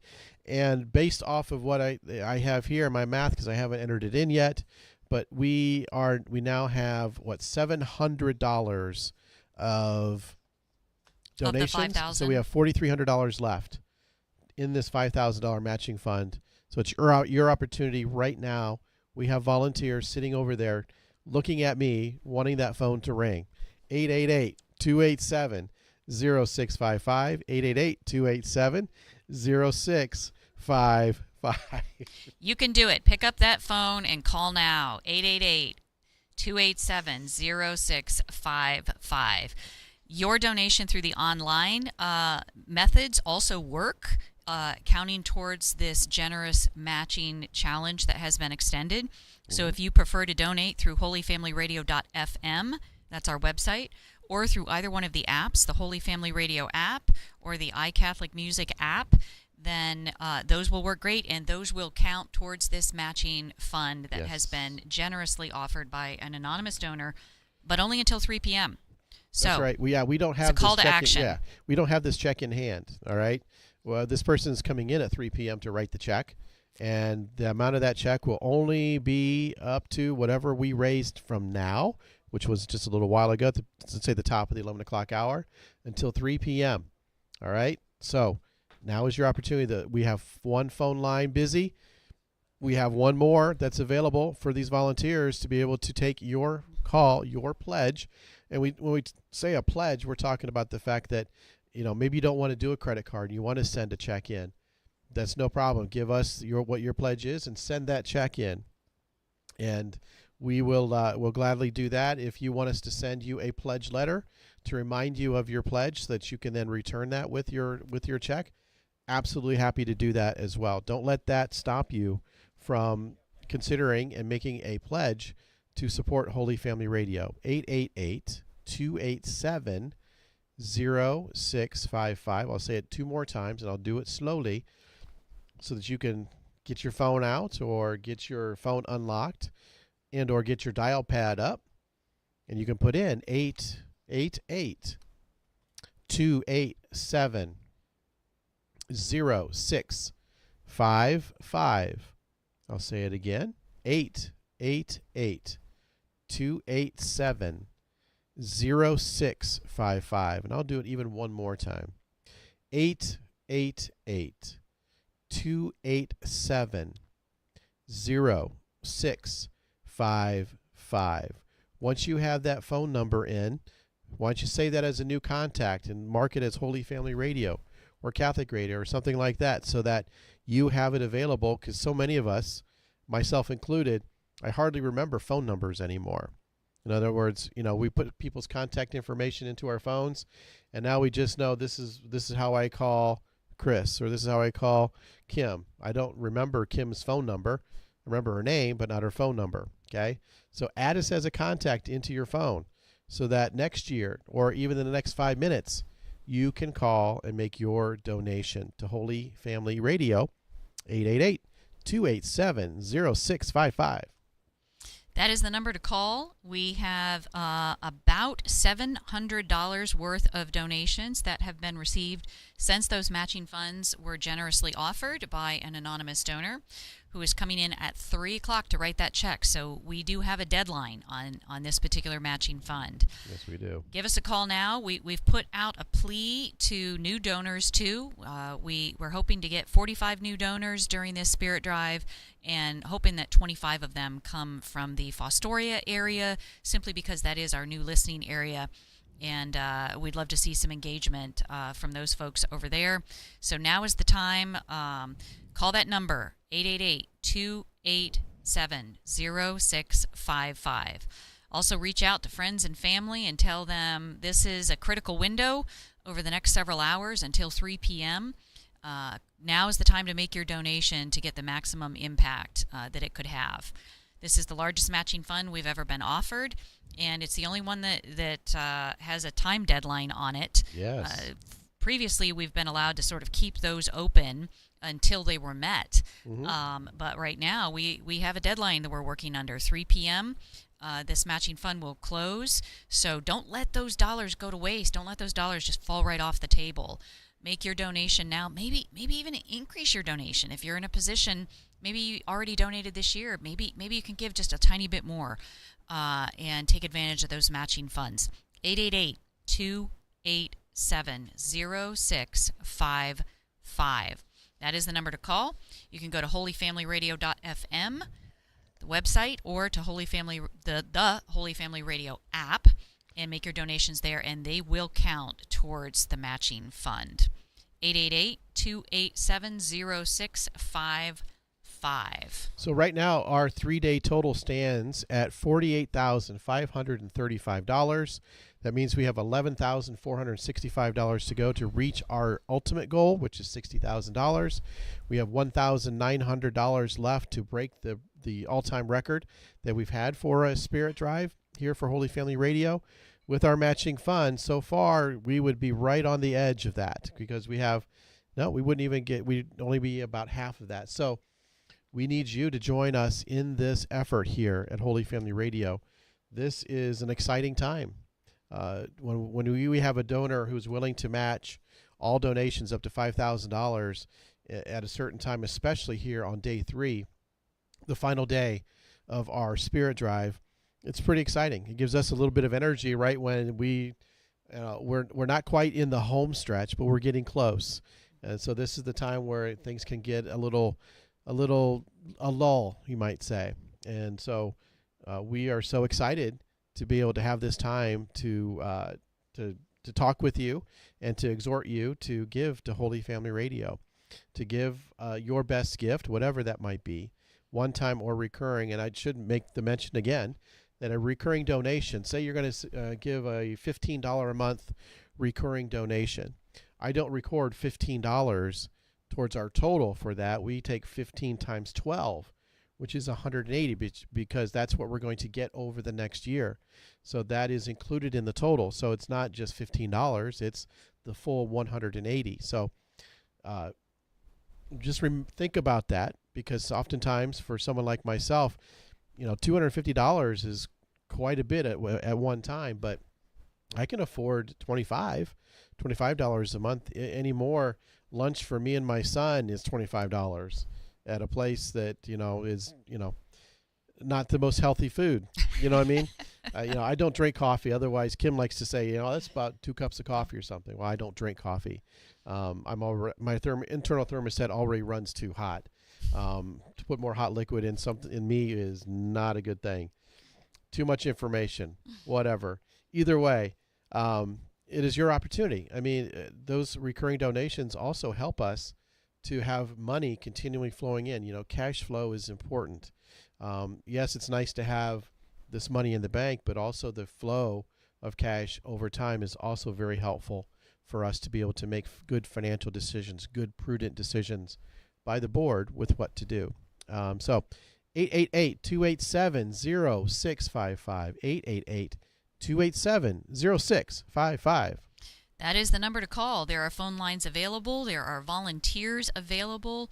They are waiting and anxious to take your call. 888-287-0655. The needs are real here at Holy Family Radio. The monthly operating expenses are, I think, in the range, Deacon Jeff, of around $10,000 a month. Yes, 10,000. Yeah. So $10,000 a month of just recurring monthly expenses for things like salaries, rents for the studio, the towers, the Fostoria Tower that we're renting, and the Van Wert Tower will have a similar rental fee to it. Music licensing fees, insurance, of course, for the towers that we own. We have to insure those because those are lightning rods sticking up into the sky, and all kinds of things can happen to them. Mm-hmm. And then, of course, there's professional fees involved in a radio station. You don't just get the equipment and plug it in and not worry about it. Deacon Jeff shared yesterday or the day before. We got sued for something we didn't even do.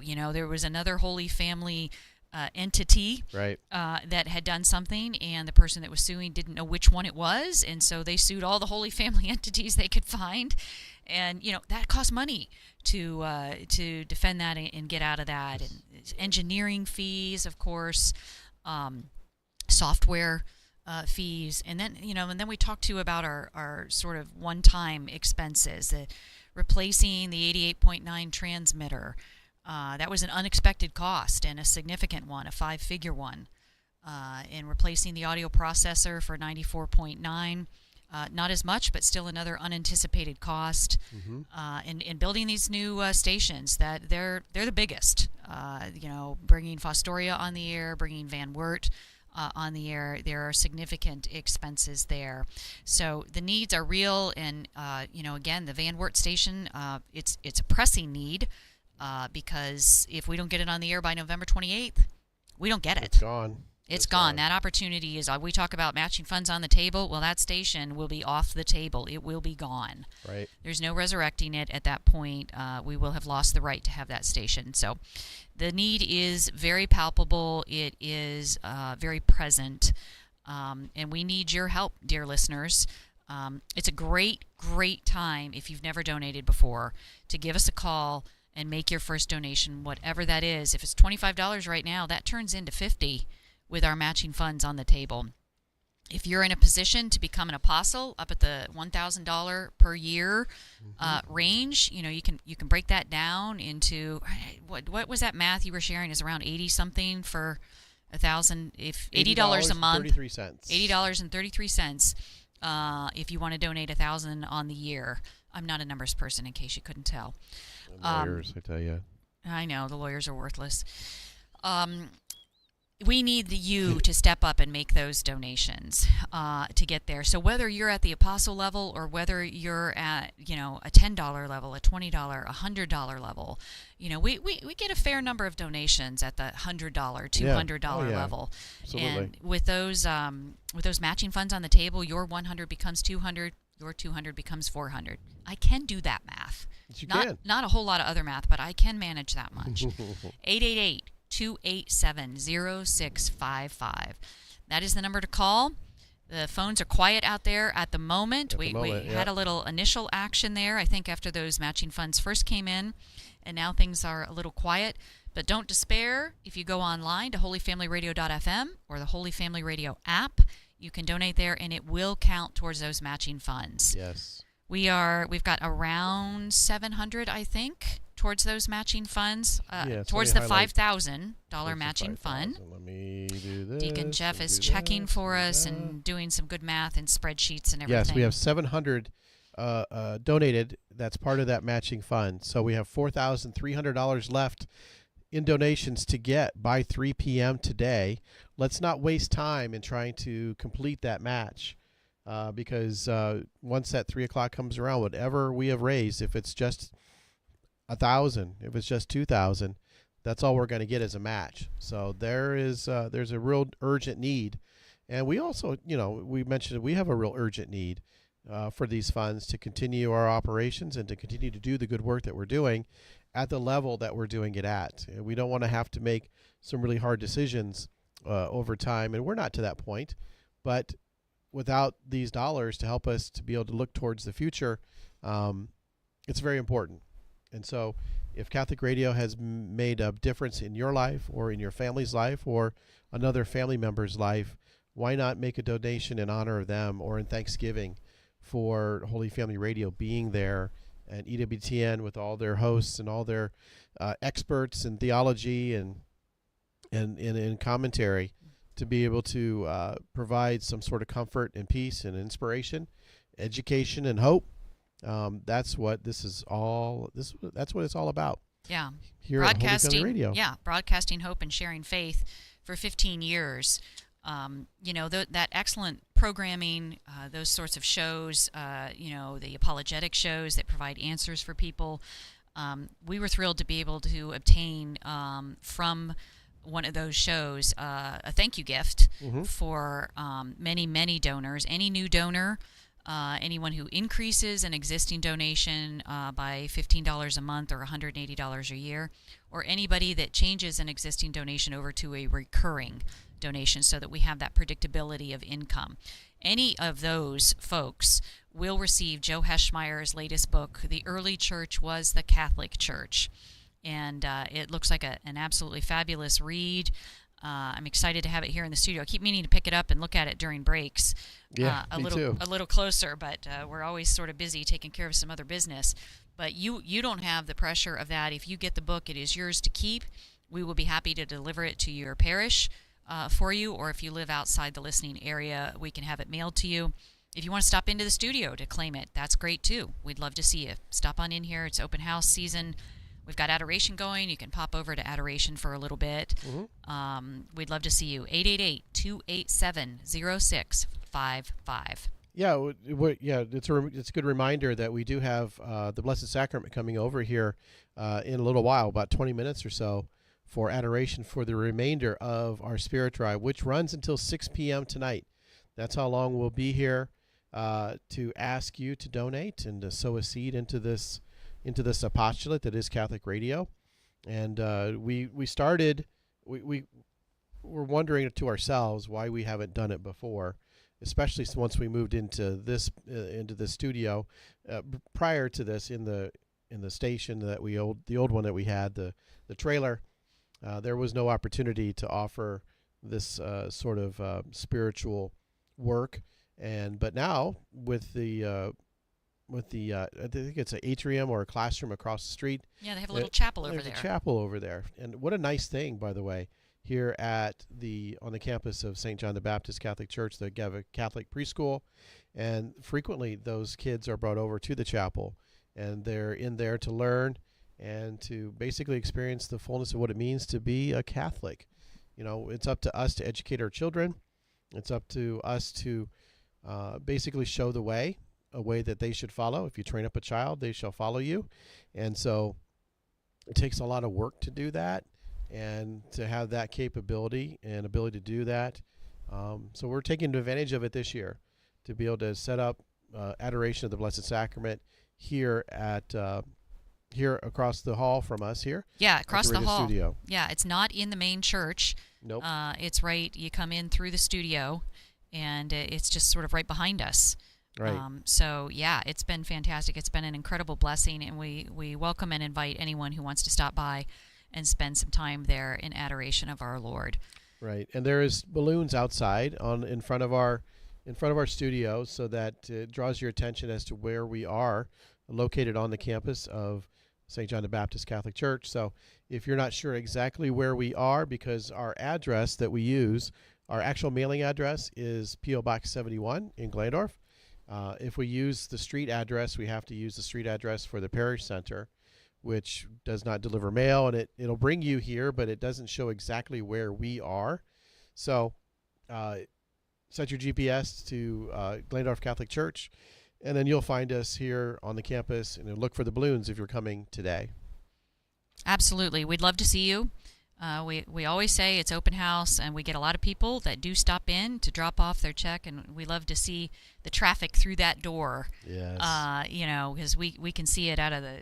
Deacon Jeff can see it a little better than I can, but I can see it out of the corner of my eye. Yeah. And it encourages us. So it's a long day, and it gives us some energy to see people coming in and sharing in the passion of Catholic radio. It's a great time for you to make your donation. We've got matching funds on the table, but they're only there until 3 o'clock. This That's is right. not open-ended. This anonymous donor is coming in at 3 o'clock, and they will write their check for whatever amount we have, up to $5,000, whatever Right. amount we have raised from the time they made this offer available to us until 3 o'clock. Yeah. So call now. Reach out to friends and family, fellow parishioners, and remind them. This is the best window of all. Yeah. Call right now. Donate right now. 888-287-0655. I can remember early on, very early on, when we were starting to do this sort of a format, we actually did have someone do this similar sort of thing. It wasn't as much, but he did a challenge and a matching amount, and he came out and he had his checkbook and he said, okay, how much do I write out the check for? Mhm. Okay. That was a lot of fun. And so I can't recall if we made it or not. I don't think we got Close. the full amount. Mhm. We got close. But that's the important thing, is the fact that this is contingent. The amount is contingent upon being able to match these funds. So if you're watching us on the live stream, you should be able to find a link fairly easily, especially if you go to our Facebook or Instagram pages or profiles. You should be able to find a link there to be able to go right to our secure online donation form and make that now. I get notifications right here on my laptop that tells me that those have come in, and I add that to the total, and those are matched as well. Those are doubled because we have this matching fund. So whatever you donate, the matching donor matches that amount, and it becomes doubled. That's how that works. So it's very powerful for you to be able to give more, and you can give even more if you do a recurring donation. So $50 a month is $600 a year. You might be able to swing 50, but not necessarily 600. So just want to make sure that you're aware of that. And when you go to our online form, there are some filled out amounts, 10, 25, 50, 100. There's also that great big long line in there that says enter amount. So you can enter any amount into there. So if you wanted to give $33 a month, you can do that. If you wanted to give $1.67, you could do that too. Why did I mention $1.67? I don't know. Sounded like a nice little but odd amount. That would be me. Anyhow, 888-287-0655, 888-287-0655. We'd like to hear that phone ring right now, and so that we know that there are some donations coming in to help us meet this matching fund. 888-287-0655, 888-287-0655. Coming up during the noon hour, we will be playing the Bible in a Year and Catechism in a Year from Ascension Presents with Father Mike Schmitz. That's a program that we added last year. Last year we added that. Ascension provided that to EWTN, and we signed up to actually take that for ourselves. EWTN also plays Bible in a Year and a Catechism in a Year at 10 p.m. each evening. And so we have access to those, and so we play it at 11 a.m. each day here on Holy Family Radio. So we want to keep going each and every day, so we're going to play it today sometime during the noon hour. But I will break in if I need to ask you to give you an update on our matching fund. So I don't want to let that go too long without you knowing, okay, if I still donate, is it still matched? Is it matched yet? And it all counts. It all counts to reaching our goal of $60,000. And just so that we have it, I'm going to tell you that our current amount, we stand at $48,535. $48,535. So $11,465 is what we need yet. And if we match this matching fund of $5,000, we'll be very, very close to reaching that goal. Will you help us? Will you help us reach our goal? We will be so excited and so thankful and grateful for each and every donation. So consider for yourself what value Holy Family Radio has had for you.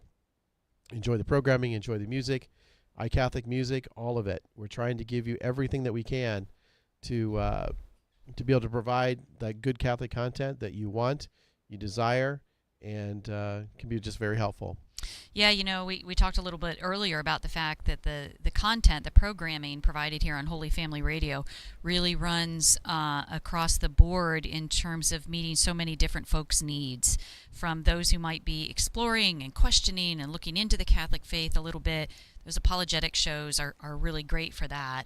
Mm-hmm. And then you may have folks who are most interested in some of those sort of news magazine isn't quite the word, but who take a look at our current culture, our current issues, news, yeah. current issues through a Catholic lens. Help us think through that. Help us evaluate it. Help us discern how to respond to things happening in current time. And then there's so many beautiful devotions as well. We broadcast the Mass. There's the Rosary, the Divine Mercy Chaplet, prayers. Just spontaneous prayers play in various places as well. So there's a little bit of something for everyone. And Deacon Jeff was just mentioning the Bible in a year, the Catechism in a year. Father Mike Schmitz does such a great job of explaining those things, and he has a particular talent, I think, in reaching out to the young. And helping the young understand our faith and get excited about our faith. So all that's coming to you via Catholic Radio. 15 years of broadcasting hope and sharing faith, but we cannot do it without you. Now is the perfect time to donate with those matching funds on the table, the funds that will expire at 3 p.m. if not taken advantage of. We still have over $4,000 left of that matching fund. Give us a call at 888-287-0655. That's 888-287-0655. Right now, I just shared a post off of our Facebook page denoting the fact that we have this $5,000 matching donation right now. So I just shared that to my personal Facebook page. And so hopefully that attracts more people to take a look at Holy Family Radio. That's one of the things you can do to help us as well, if you're a listener out there, is to follow us on our social media channels. Follow us on Facebook. Follow us on Instagram. Follow us on our YouTube channel. Our YouTube channel, all the videos that we're recording here will be posted there, so you can rewatch some of the interviews. One of the things we would like to do is we want to do more short form videos, cut those long form interviews into smaller chunks so that we can share those and all that. So if you follow us on Facebook and all that, you're able to see what we're doing. We're sharing more content, and you'll be able to help us spread the word about Holy Family Radio. And who knows? That's all part of evangelization too, is not just listening and telling us, but also sharing things on social media. We know things go viral. I've never had anything personally go viral. Have you, Kim? Oh, definitely not. Well, definitely not. So we'd love that to happen so that we could reach more people. And that's how you can help us, because we do all the heavy lifting, in a sense, I like to say, with all the content that EWTN provides us. We send out the seeds. You guys just have to help us in the mission to be able to spread that out to as many people as possible. You never know where a seed's going to take hold and take root. And there could be that one word, that one question. It could be that one interview that does it for somebody. It sparks an interest, a word sticks out to them, and next thing you know, they're on the road to returning to the church. Who knows? So 888-287-0655, 888-287-0655. We're getting up towards the top of the hour here a little bit, and we will be playing the Bible in a year and the Catechism in a year. Mm-hmm.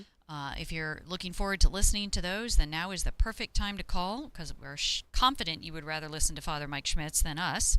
888-287-0655. You can also donate online, of course, at holyfamilyradio.fm and the Holy Family Radio app. Yep. Don't forget that you're probably may well be eligible for our thank you gift. Joe Heschmeyer's most recent book, The Early Church Was the Catholic Church.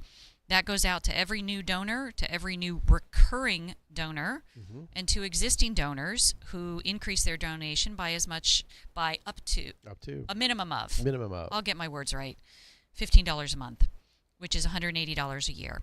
So we have a good amount of these books. We are happy to give them to you in thanks for your donation. Give us a call, 888-287-0655. There are lines available for you. There are volunteers available for you to take your call, to take your donation. 888-287-0655. That is the number to call to give us your best gift. Right. The phone just rang. We'd like to hear it ring again. Yes. Volunteers yes. are available. Give us your best gift, 888-287-0655. Yeah, I remember what I was going to say just before. I was going to try and close out this segment and go to our break, and I couldn't remember what I was going to say. So thank you for filling that gap there, Kim, My pleasure. for me on that. You were talking about the book. You know, the early church was the Catholic Church from Joe Heschmeyer. And earlier today we talked to Brian Witta, and he encouraged us to learn about the early church fathers. Okay, learn where Catholicism grew from, because it's from the original sources. The bishop talks about that on his Bishop Corner program. Go to the sources, go to canon law, go to the catechism. So in this book is the early church. The early church are the church fathers. And so this will be a great opportunity to kind of get it in a much more easier format. You could get the Church Fathers book and kind of read a translation of that, but I'm sure that you'll be able to get a more accessible view of what they saw and taught in a way that's easily digestible. So it's a good opportunity for those of you who are new donors and want to learn more about the ancient church, which was the Catholic Church. The Catholic Church did not come about once the Protestant Reformation happened. They were all Catholic. So that's what we want. We want the world to be Catholic. 888-287-0655.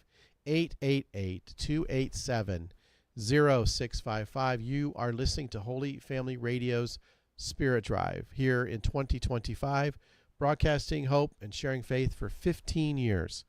Please call us, donate today, go online, help us to fill this matching fund up to I almost said $15,000, up to $5,000 today by 3 p.m. That is the challenge. Call now. We'll be taking a break.